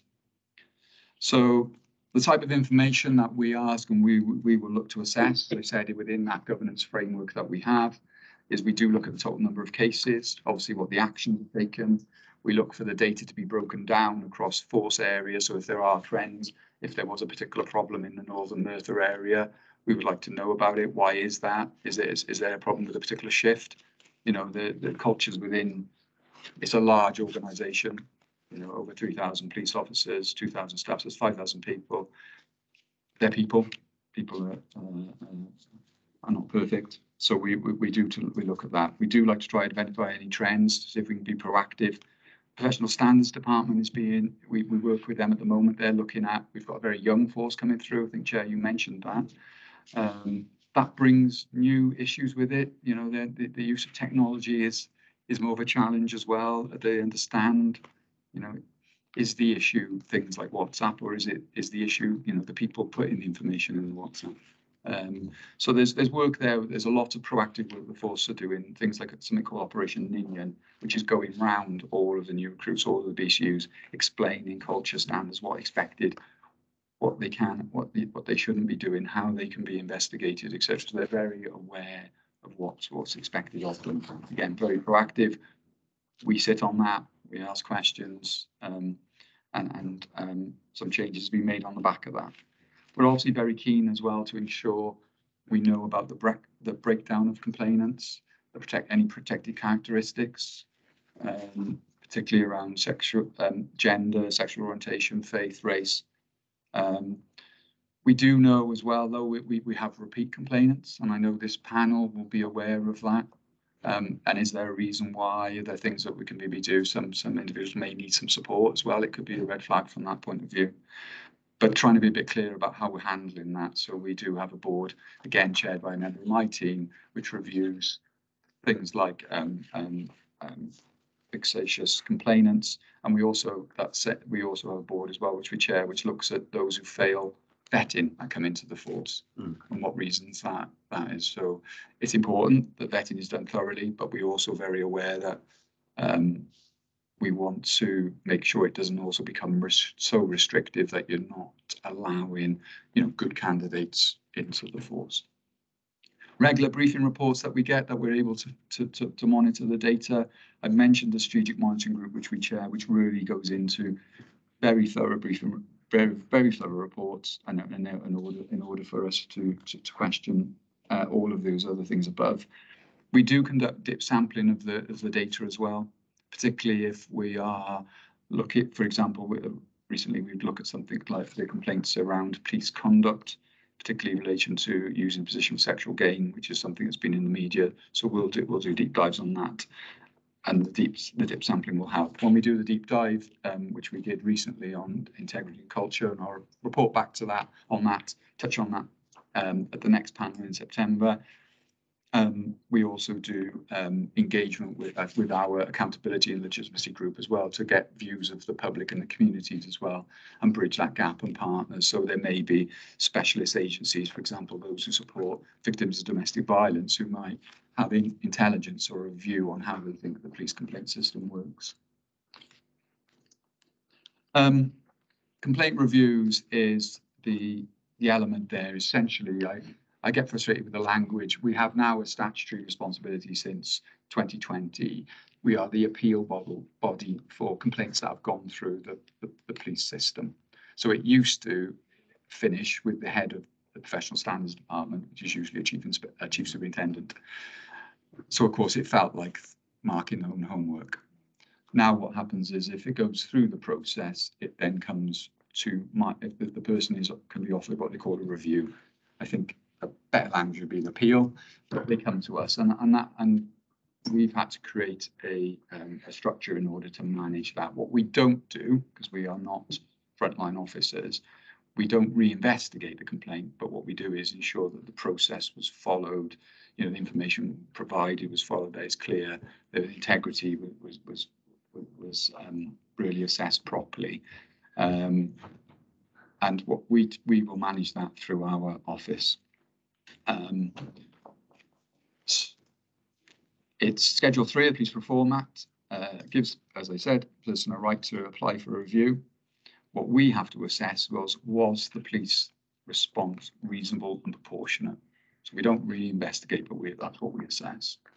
And there are various outcomes available, which I'll come on to in a moment. So we have to acknowledge that with everybody as well, and I've got some stats of the sort of trends, and I think what we found is, obviously, if people feel they're being offered an opportunity to go for a review, they do. Basically, generally, it will be, if they're not happy with the outcome, they'll take it to the next stage, and it keeps going. Which is why I think on occasion as well, you may have had complaints come to yourselves, but actually the determination made by myself on behalf of the commissioner, that should be the end of it. The only real option someone's got after that then is judicial review. What I will say though is the vast majority of the complaints that come to us for review are those, and they're very important to the individual, so I'm not being dismissive of that, but they are the level of things like incivility, not being kept up to date. If the more serious complaints would have gone through either through misconduct hearing or through into the IOPC. If we do identify something through conducting our review though, and these are the sort of questions we ask, we could have the ability to refer them either back to the force or indeed to the IOPC ourselves if we think it's particularly serious. So the type of things the questions we'll ask is, have the force fully understood what the complainant's doing? Everyone's busy. Have they just sort of palmed it off and they've not actually answered the question or the complaint? Were reasonable inquiries made in order to provide a reasonable proportionate outcome? And was due regard given to all of the guidance that's available? Were all aspects of the complaint addressed? Because sometimes maybe an officer may have all best interest, he's answered one bit but not another bit.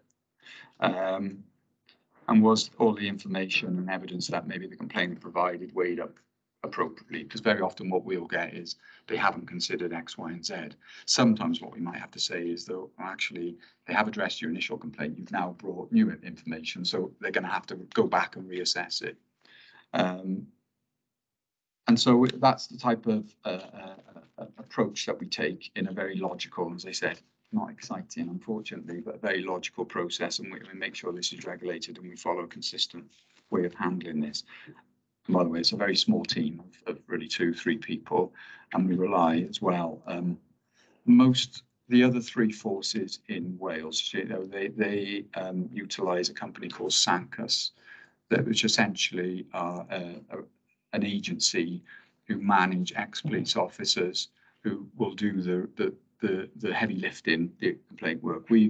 we felt that we actually, I suppose what we've done is carve the middleman. So I suppose if I'm talking to yourselves as well, there's an efficiency there, but because South Wales Police has a significant pool of ex-officers that it can utilise, what we have done have gone directly to a suitably qualified officer, or we have several that we could use, because at superintendent level, that will help us when our workload increases. So sometimes we handle it all through ourselves, other times we'll maybe use an ex-officer, and that's really quite helpful as well, because they'll understand the language being used. One of the biggest problems we find with our complaints we're dealing with is complainants don't understand the language that they'd be responded to because it's full of police jargon. No offence, Jen. And it's simple things like that. If you just explain it, then I think people understand it a little bit better. As I said there, once we've made our decision, it's either upheld or not upheld, and then the review decision is fed back. We can partially uphold as well. So there can be instances where we may think, look, that you know, you did go back to them, but you didn't actually explain this, or you missed a part of it, and ask the officer, and that has happened as well. Vast majority are upheld on the whole, and some of it as well maybe it's upheld, but we may still have the conversation with the complaints department to say, yeah, but can you change the format of your letter? We did, especially in the early days, we were getting, you know, the formalities of changes, so it was a little more user friendly. It was in plain English or Welsh, and you know, cut out the jargon. So everything is formally written then, even when we use, as I said, if we use external support, it will always be finally approved by my office before anything's sent out, and then copies are also sent to the professional standards department. As I said, if we do determine it's not reasonable proportionate, we'll consider what recommendations we'll make. Those recommendations are discussed with PSD. We will review these on a regular basis anyway, even the ones which we've upheld, as I've mentioned. Professional standards department do have an opportunity to respond to us, and then any update letters are sent. So in terms of review outcomes, this is for last year, the financial year.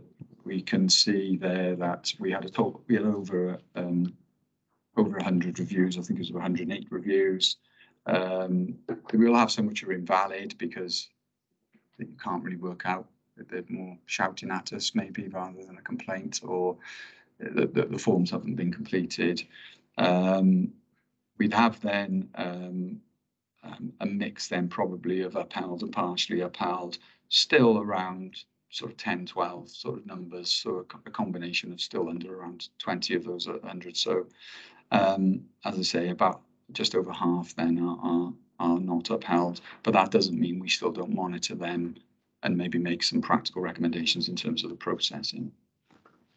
At the time of producing the outstanding ones, are just the ones that are still ongoing because of the time frame. What we do get, sorry, you can't really see it, but what I like to say, we get a lot of correspondence as well, which doesn't really relate, which isn't a formal complaint, but it creates a lot, as you can imagine, a lot of activity. A significant amount of that, as you can see from the figures, will be not for us.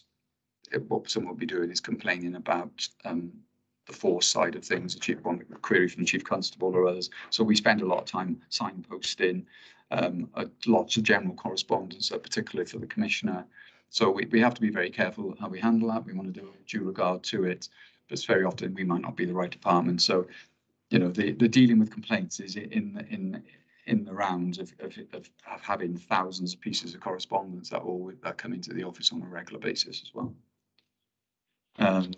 And again, this is in relation to total items received. These are the sort of things that, you know, be it a chief officer matter, it could be a review matter, but most of it's like a lot of general correspondence. People have something to say or just want to get a view of the Commissioner.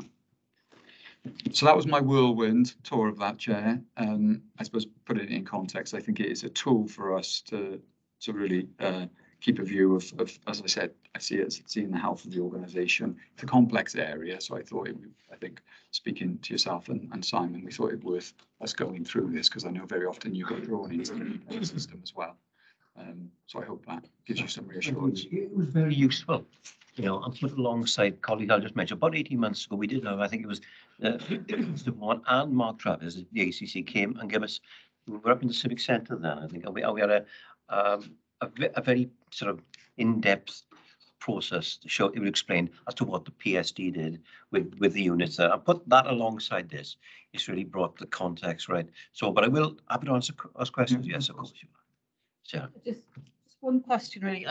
I'm probably bucking the trend here in that I find complaints really fascinating, actually. But I wonder whether there's at any time either, and I suppose this is more from the police than from you, really, whether we make an assumption that because there isn't an appeal against a decision that someone's satisfied or that they feel they've been heard, whether there's ever been any consideration of going back to that person and saying, were you satisfied with A, the process, or B, did you feel that the outcome of that? And second bit, which is sort of removed from that, issues about whistleblowing that quite a lot of organisations are considering now through policies and how they might do that in order to have more transparent. Where is that? And how would that fit into that kind of process? I'll go backwards. Yeah.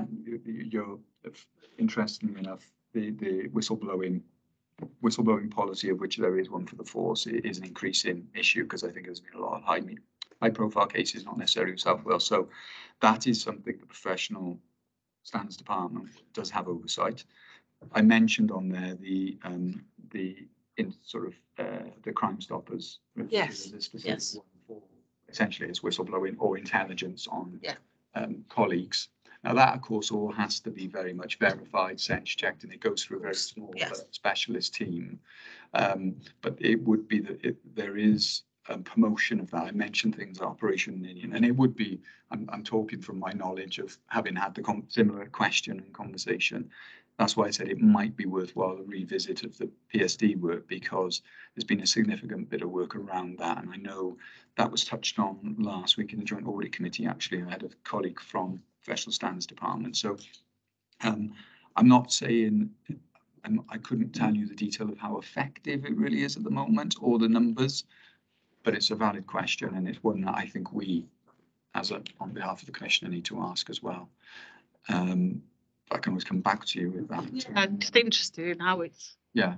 bedding in, really, because I would think it's quite a difficult concept to talk through with any kind of organisation. Yes. You know, dobbing your mates in Yes. it. But I think certainly within police culture, my understanding of it, I think would make it even more difficult, really. So. Yeah, from my personal reflections on some of it, I think South Wales has done a lot with that. But that doesn't, you don't know what you don't know, of course. No, yeah. Which is a slightly silly statement, but if you know what I mean. Yeah. And so there could always be more there. And sorry, the first part. First part was just, again, is there an assumption made that actually if someone doesn't appeal the original thing, is that they were satisfied or that they feel that they've been heard, and whether there's any, and then you talked about dip sampling and maybe that takes care of that, really, but I'm just curious about that. A little bit of dip sampling, but also the Professional Standards Department themselves do their own integrity review with clients as well. So whether it's I suppose their version of customer satisfaction. Yeah. That is conducted at the time. Yeah. Because of the nature of what they're dealing with, I think the return rate is pretty low. Yes. They are, where capacity allows, trying to be more proactive. Okay. Thank you. Helpful. Yes. Okay, just picking up on this, I'll bring Hannah in then. If we could action that, I think we could put a request into the Chief and to ACC Mark Travis, perhaps at the end of the year. We've got a meeting in September, it's going to be quite busy with other stuff then, that we could have that, because I think the new panel will find it really benefit to have the insights of what the force does and the lengths it goes to actually address both covertly and overtly the issues that they're facing as well. Good. So we could that. Sorry, Hannah. No, I just wanted to ask about, you said that the review never reinvestigates the complaint. It just looks to see whether due process has been followed correctly. I was just wondering if there are any appeal procedures that are open to people who feel that although the process was followed correctly, it was not investigated. Well, partly this would be the route to do that, because even though we don't reinvestigate it, we could, you know, if the complaint is it wasn't investigated properly, and then part of us looking at that, you know, we'd have to have the detail of it would be, you know, part of one of our outcomes could be a request that it is reinvestigated, and that has happened. Okay, right. So it's not, it's just we don't do that reinvestigation, but we could I instruct see. the force to do the reinvestigation. So if there's evidence that it's been, you know, a shoddy response, and it's rare, it has happened, you know, and actually very often we'll have that discussion with PSD and they go, yeah, because they're at the centre as well, so that sometimes they'll have to go back to the basic command units and say, well, actually, no, that's not, you haven't. It's improving, because I think since when the changes first came in, then I'll say, I think in terms of, it's quite structured in terms of the way the response is, wasn't great. But so there is that opportunity. And another way is sometimes if you feel it hasn't addressed it because it wasn't clear at the outset, it could be the need for another complaint on the basis of it. So sometimes it makes sense to try and resolve it at first time. Otherwise, you find you do get into this cycle. And for people who aren't successful in their review, I think it sort of follows on a little bit from what you were saying. Are there any attempts to kind of build dialogue with people who feel that they have a complaint that's not being upheld, or who have a grievance then ongoing? Well, it's a tricky one, and I suppose I don't mean to be standard answer, but I think that has to be dealt with on a case by case basis in terms of what their grieves, what the feedback is. So we don't shut off dialogue with people, although we say, look, this process has ended. We do sometimes find ourselves engaged with ongoing dialogue, as sometimes the panel finds itself. So it's a little bit is out of our control. We try not to. Well, we can't really just completely shut things down, but what you can find is there is an element as well. Where you will get vexatious complainants as well, and actually that can be quite costly and time consuming. So, but that's where we have a group meeting and we'll assess it and come up with a plan to deal with that person, and that could be is a dedicated officer who responds to it, or so. Again, it's a case by case basis, and there is a resource capacity issue as well. As I said, it's only a small team that we've got dealing with this. You happy with that, Hannah? Okay. I'm just conscious of time, unless there are any further questions. Could I just make an observation, Mel? I mean, Lee is being quite self-effacing and describing himself as being quite boring in this. But of course, the headline in terms of competence in policing is entirely about how complaints and misuse of power has not been tackled and not been a high enough priority. And I think what in a lot of reports there, it comes down that there was a culture of tolerance. There wasn't a culture of challenging colleagues. And increasingly that is something that comes out.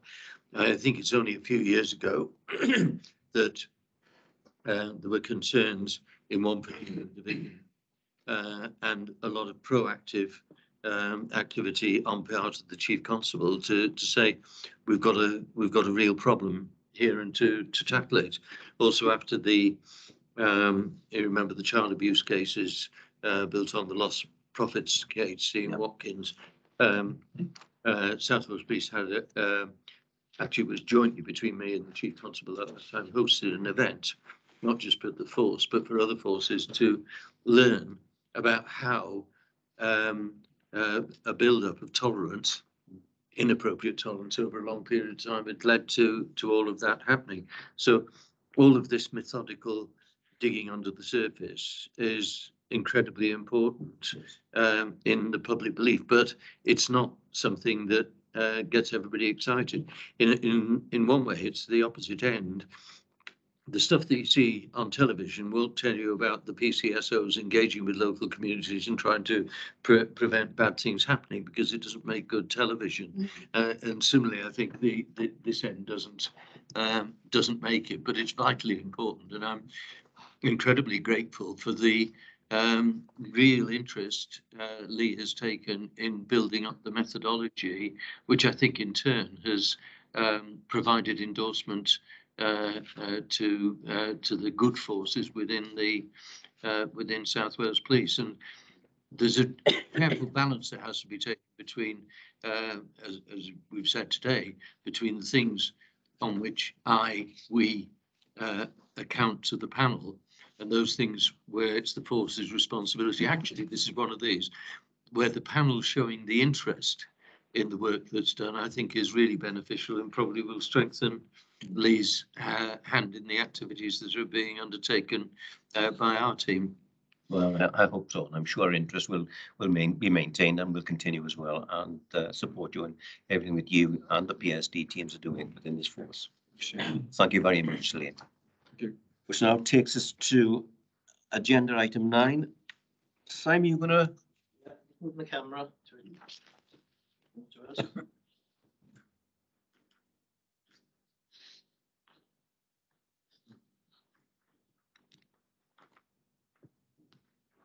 You honest now?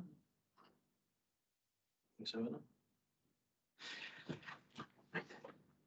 So you've got the next two reports as well, and you 9 and 10. And I'm sure colleagues have read the content of all the reports, so.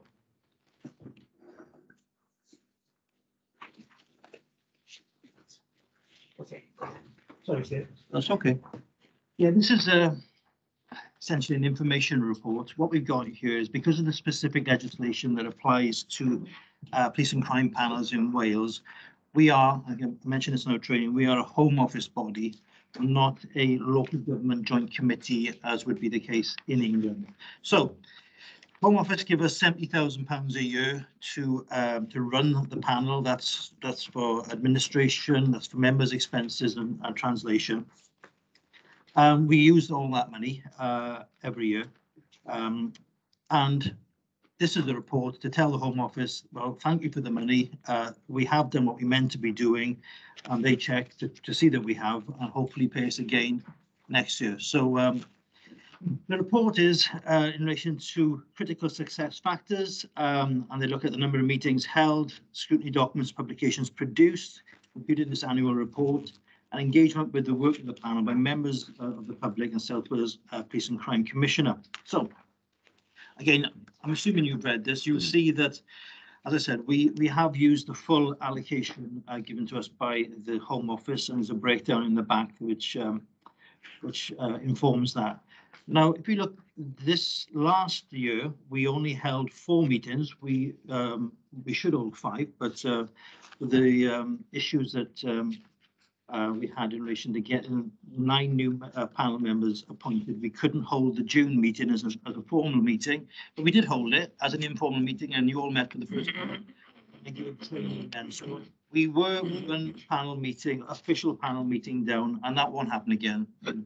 So next year we will be back to 5. I put a number of reports up on behalf of the panel, and that was a report from last year. I put an annual complaints report up.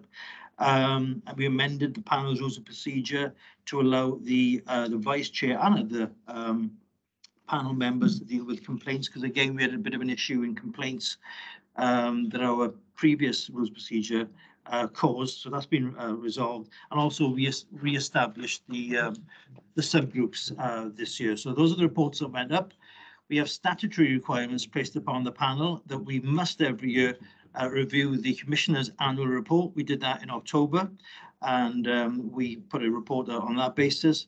Every February now we are looking at the Commissioner's precept.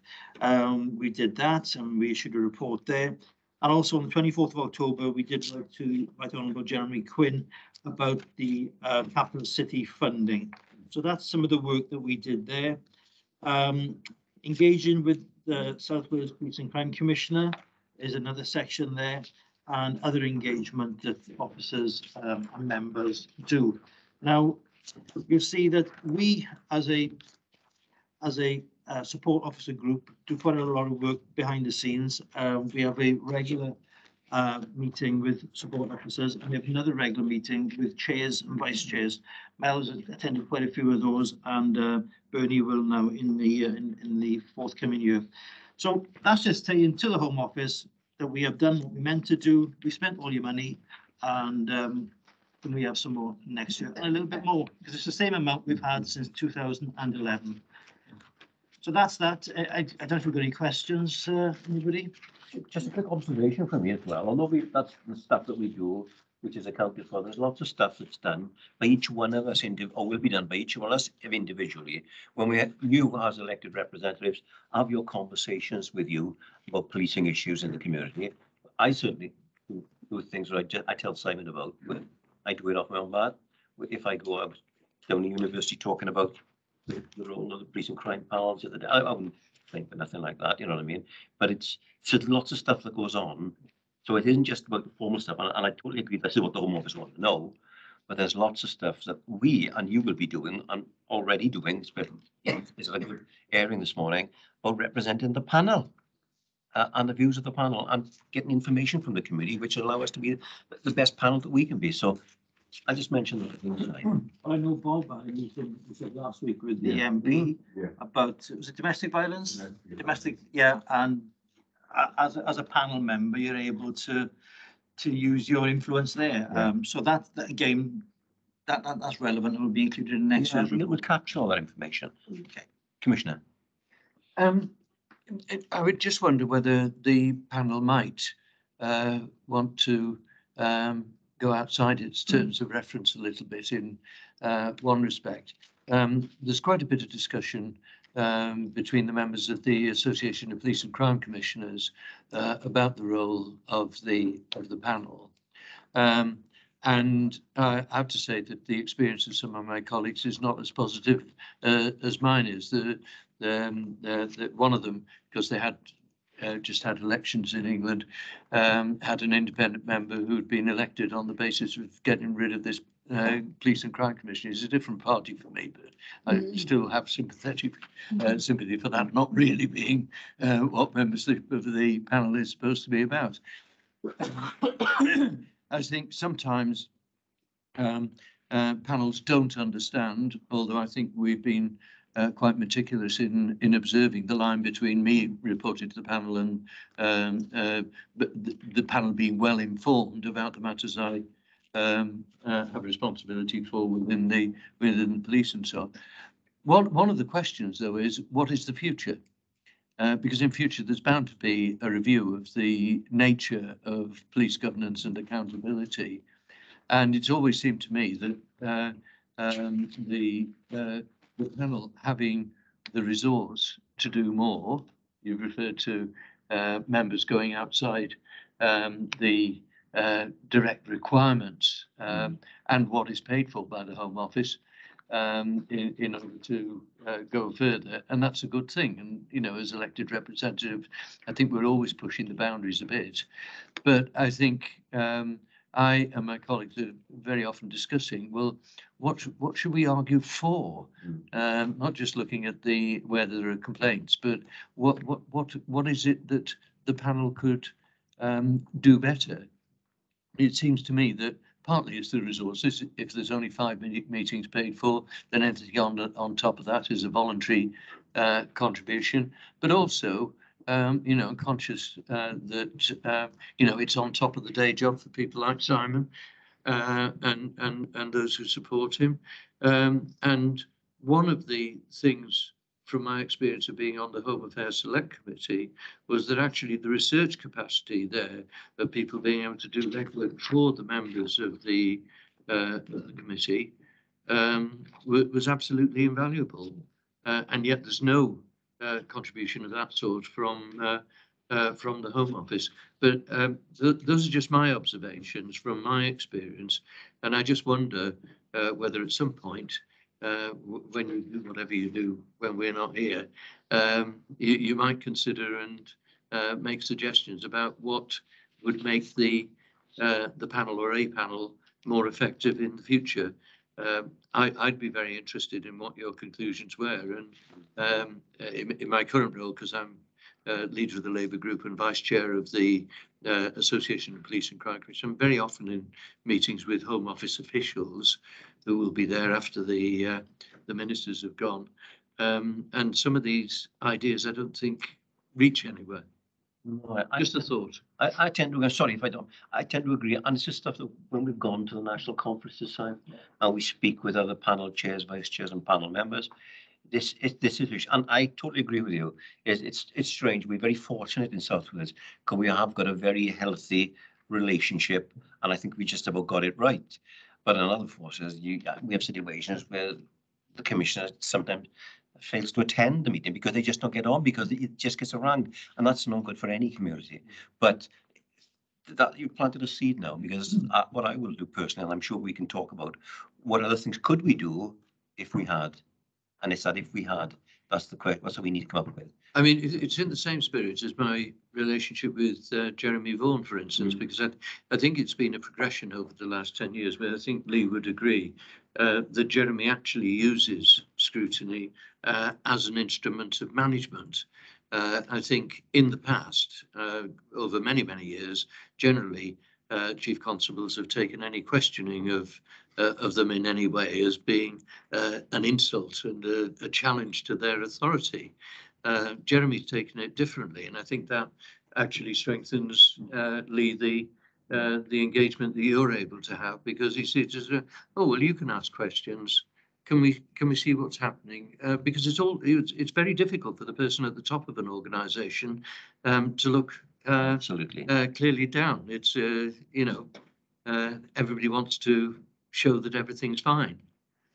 So the point of view, but the better informed we are as a group, as a panel, in relation to the intricacies of running a police organisation, the finance issues, the more astute our questioning is. Yeah. So, and I think that's so important. It isn't about wanting to know, it's nice to know these things. It's the what do we really need to know, and then we can come back. You mentioned the scrutiny that you have on the governance over the chief. And I keep saying, as everybody says, that every meeting of the last 2 years, but the better informed, the stronger our scrutiny and governance is of you, Commissioner, and your team, the stronger you become, and ultimately the chief becomes as well. Well, there's no point in me coming here if you've got weak questions. Absolutely. You need the sort of discussion that we had this morning, which is well-informed, challenging, and probably leads Lee and myself to go, actually, there's a good point there. Shouldn't we do something about that? And to make use of the fact that we've been here. It's not just about going for, whew, we got through that session. Exactly. Maybe it's about Yes, thinking Lisa. about what best practice look, what does a good panel look like? What does a good panel member have to bring, and how do you get that balance right? Because I think it's the balance bit that feels to me to be really important. The balance would be important, but it then needs the resources to be able to support the members in doing the job, because just as as MPs on the select committee, we might be quite knowledgeable, but we have very busy jobs. So if you didn't have that research capacity for people who are able to pull together documentation, find the right places to go and visit to ask the questions, you couldn't really do a good job. And the quality of people was very high. So it's not an insignificant level of employment. There are some panels in England where they have dedicated staff just to do the police and crime panel. Well, of course, if that's your only job, you go and make work, won't you? You know what I mean? So, as the Commissioner said, I do have another job. So does Michelle. So, I mean, for the time being, I mean, that's what we've been doing. There's certainly scope for improvement, and I'm sure with this panel, we can move forward and make it a better panel. So the point of that, there's also one panel in North Wales who we meet with the WLGA as a group of all Welsh panels, chairs, vice chairs, with Simon, of course, and each four. And there was one panel, sorry, jump in there, sorry, Pete. One panel that actually decided it would do some research work. They shot a whole of their budget, and they had one meeting all year because they spent all their money on someone going to do a piece of work for them, which ultimately they couldn't discuss because they didn't have any money. So to be prudent is all right, but you have to have that extra bit of something in the bank. Sorry, Peter. No, so I mean, I think the critical friend role is really important, but actually, we're already stepping out by, going to Bridgend, going to the headquarters. The insights of the reports to give us, you know, a focus on a certain subject, I think is hugely valuable for us then to be able to scrutinise and, you know, and question on that subject. I think also we are, a lot of us are relatively new to this role, and it's understanding what questions to ask and when, and being a good contributor to the panel. And what I, sorry, what I found interesting in these report and the complaints was there was a column there that said thank yous. And there wasn't much debate on the thank yous in your report. But the commissioner said that in Ely there were actually people that come on and thank the police. There's a huge relevance there. If you're looking about building blocks for the future, that is a real important element, I think. And if we Bob, it's something you picked up when we had our subcommittee meetings last week. We were talking about your involvement in areas when your cabinet position within the local authority, and we started to talk about what would have been Emma's presentation today, violence in the community against women and young children. And then I made an offer to Bob within my role as being on the board of Safer Merthyr Tydfil, and I can only talk about Merthyr Tydfil, but they work wider than just Merthyr Tydfil in relation to Drive and some of the projects that's going on up there. And we had a conversation that I agreed that I would invite Bob to come up and talk to the project leads and the individuals who might be subject of domestic violence, to have those lived experiences, and that informs and empowers them. And sharing good practice. I mean, we have a particular problem around there. Our MP Chris Wright is rightly so very concerned about the numbers. We're up there with the tops in the UK of domestic violence, which is an appalling stat, but it's up to us to try and make every effort to do something about it. And if we can make things work there, then we can share good practice, as Mel's rightly saying. And I feel, you know, you're more confident to listen to Emma's report when she hopefully sees you next time, and make comparisons and then make it a healthier situation. Not a health, the wrong word to use when it comes to domestic violence, but make it something that we have ideas to approach it. I mean, we see Black Lives Matter, we see racism in football taking the knee, etc. I have no arguments for that, but I never see anybody putting out there domestic violence against women is totally unacceptable. And we have here in Wales particularly, we have large bodies that can get that message home for us. So that, you know, it's a starting point, in my opinion. It's interesting that only yesterday we signed off contributing to a 2-year research project on the impact of Drive, which Mel mentioned, and that's the challenging the perpetrators of domestic violence, because you know, supporting victims is vitally important, but it's only one half of the picture, and we're the only one of the 3 original pilot projects that still continues, and we continue it across the whole of the 7 local authority areas. So that research is going to be really important, because that's an investment of significant police money into tackling those issues. And actually, I asked yesterday for a note to be prepared showing where the show so far, and we'll share that with the panel as soon as it's ready, Matt.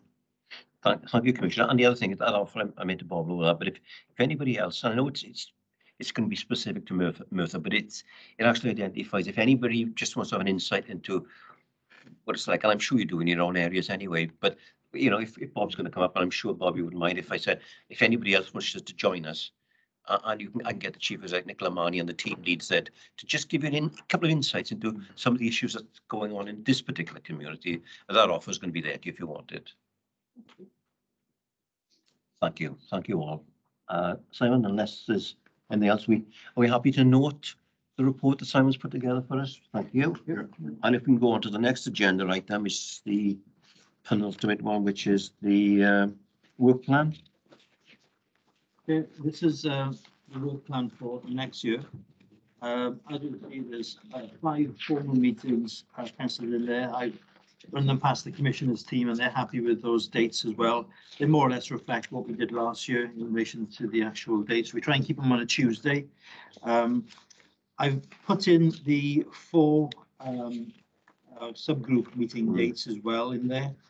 And also, which isn't on the final page there of the agenda, there's an extra meeting date which I've teased out for the 20th of February, and that would be a meeting that we would need should we veto the Commissioner's precept It's not in the formal document, but if we did, I need you to bear that date in mind as well, because we need a full attendance for that one. But that's, again, that's an information report. I would say thank you for that, because one of the reasons I haven't been able to make the subcommittee is if the date comes late, I've already committed to doing other things. So it's really helpful for me to have these. they're in there minutes. Yeah, so thank you, Simon. That's really appreciated. Thanks, Simon. And can I just, on the subcommittees themselves, they're going to go from strength to strength. What I value is, and I've attended them all the time, it's not just to, when we talk about our specific areas of responsibility as subgroups, but emerging issues, things fall out of it. It's an opportunity for us to have a chat amongst ourselves in relation to any concerns, which sometimes we haven't got when we're like this. So, long may that continue. So that we're happy to know the work. Yes. Which brings me on to any other urgent business. And I know that Sandra wants to raise an issue, which I classified as urgent, because if Sandra wants it, Sandra gets it. Fantastic. I just wondered whether we could have an update on, and I think I've got the round the right way, the right person, right care. Right care, right person. Right care, right person. I've sort of, having Yeah. heard about what the Met Police are planning on doing in September, and obviously read about what other police area is doing in England. I just wondered whether we could have some sort of update on that in relation to. I can give a brief immediate update. The right care, right person is something that was started in Humberside Police. Actually took about 4 years to come to fruition. It wasn't a sudden decision. There was a lot of discussion between the Police and Crime Commissioner, the Chief Constable, the health authorities and social services. And they found it took an awful lot of time to prepare. As it happens, our Deputy Chief Constable, Rachel Bacon, is the national lead on this for the National Police Chiefs Council. And Jenny Gilmer, Assistant Chief Constable, who's been seconded into supporting that work on an England and Wales basis. There are a number of aspects of it that worry me. One is that something that takes 4 years to bring to fruition requires a level of patience that policing doesn't normally have. The policing's got very much, let's do it and let's do it now. And I think that's illustrated by the Met. Now, I think what the Met has done actually endangers the whole programme potentially, because somewhere as large as the Metropolitan Police area to suddenly switch, with a number of health boards that would be involved there, the number of local authorities with social services departments, some of the complexities they've got in communities in London, it doesn't feel right to me, frankly. I did discuss the programme, and I think the NPCC, the National Police Chiefs Council, is motivated by two things. One is the amount of time that dealing with mental health in particular absorbs from the police, and that's massive. Although there is a caveat there, because mental health as a layperson or a police officer would describe it is not necessarily what mental health professionals would describe it as, and that's been a real problem that I've run up against over a number of years. So, if you like, the police are dealing with somebody who they perceive as having a mental health problem, but it may not be a classifiable psychiatric treatable condition, which is what the professionals are looking for. Whereas what you see is a person in crisis who needs help. So, negotiating issues of definition and issues of harm around that is quite difficult. Certainly, the approach that was being taken, I was quite reassured by Rachel Bacon's statement. We can't rush this. We need to prepare the ground. It needs to be done methodically, and all the rest of it was, to me, reassuring. And we started talking, particularly with Jenny Gilmer, about, well, how do we do this in Wales? There are different arrangements in the health service. There's the responsibility of Welsh Government. We need to think that through. So some of the discussion started. They started with me asking some officials in Welsh Government whether they were aware of the programme, because apparently there was a signing up to it, and the answer was no. You know, so you know, preparing the ground for something is not a just flick a switch and you're there. So I'm very concerned about what we saw publicly, because that seemed to be the Metropolitan Police taking a decision, we're going to do it, and the rest of the world is going to have to fit in with what we've decided. Well, that was not the philosophy that was being promoted, nor the lessons that came from the experience in Humberside. So I think as far as any implementation within Wales, and particularly within South Wales, is concerned, it will be a question of moving in that direction. It's obviously preferable if somebody has a mental health condition, whether it be treatable and have a classified name on it or not, that somebody with understanding of mental health issues provides that care. So right care, right person is a good philosophy. After the 4 years preparation, it does seem to have gone reasonably well in Humberside, although it's quite difficult to put your hand on it, isn't it? Because Lee tried, you know, through colleagues to get some information as soon as we could see this coming down the road. But I am worried by the Met's decision, which I think could, you know, by tearing up the rule book for it, make it very difficult in implementing it elsewhere. I don't know, do you want to add anything from what you heard from colleagues? No, I think it sums it up. We're sort of in that waiting game as well. We're fortunate in terms of having the lead locally, but yeah. It'd just be interesting to hear from perhaps Rachel. Yeah. Something That's on what I that, was just wouldn't gonna it? It say, would be yeah. interesting I- for us as a panel to Yeah. hear about. Direction of travel. Yes. And what the possibilities are here. Because I think the other thing is, it's not just whether it's treatable and wellness. It's what happens in my experience is, because people aren't actively seeking help, then they are rejected, and then who does pick that up? And I think that's really important. And I quite like us to give it really due consideration and have some more evidence about it, and more thought and more discussion, really. So Well, this isn't about right care, right person, but I mean, what we have done in South Wales is to try a number of models. There was a model, for instance, in the Swansea area of having a health service vehicle which was had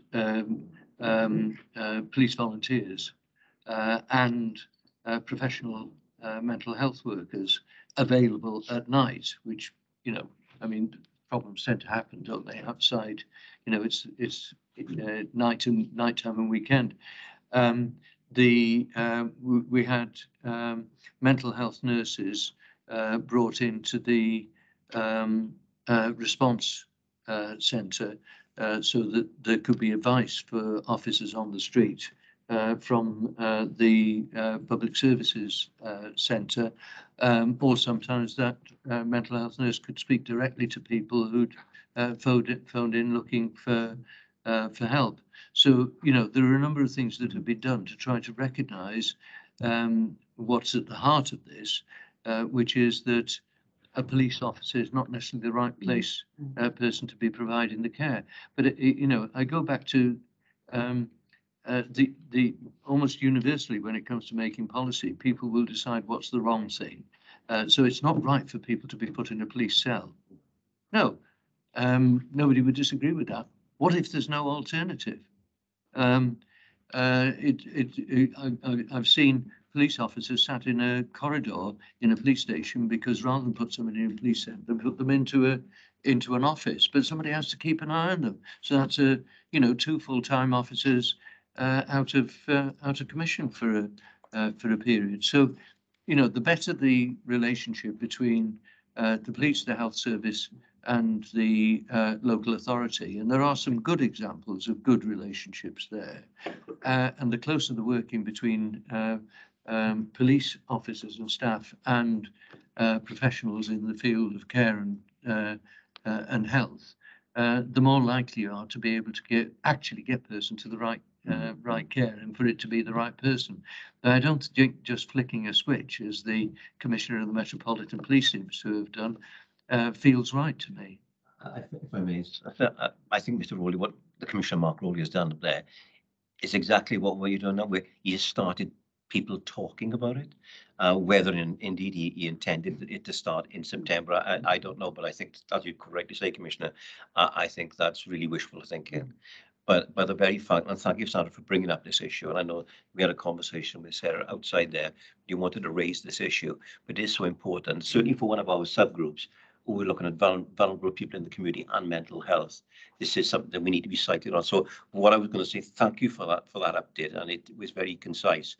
But if this issue should start to continue, and you'll see the issues between the health board, the social care centre, and the police, and it becomes something, it would be nice for us to be cited so that we can follow the journey through where we're going on. Well, I can certainly say that we'd be looking at it from the APCC side, and questioning the MPCC's approach, not so much Rachel's approach, but well, where did that come from? Yeah, exactly. Is that consistent with the approach? So I think there's going to be quite a lot of discussion going on. I think so too.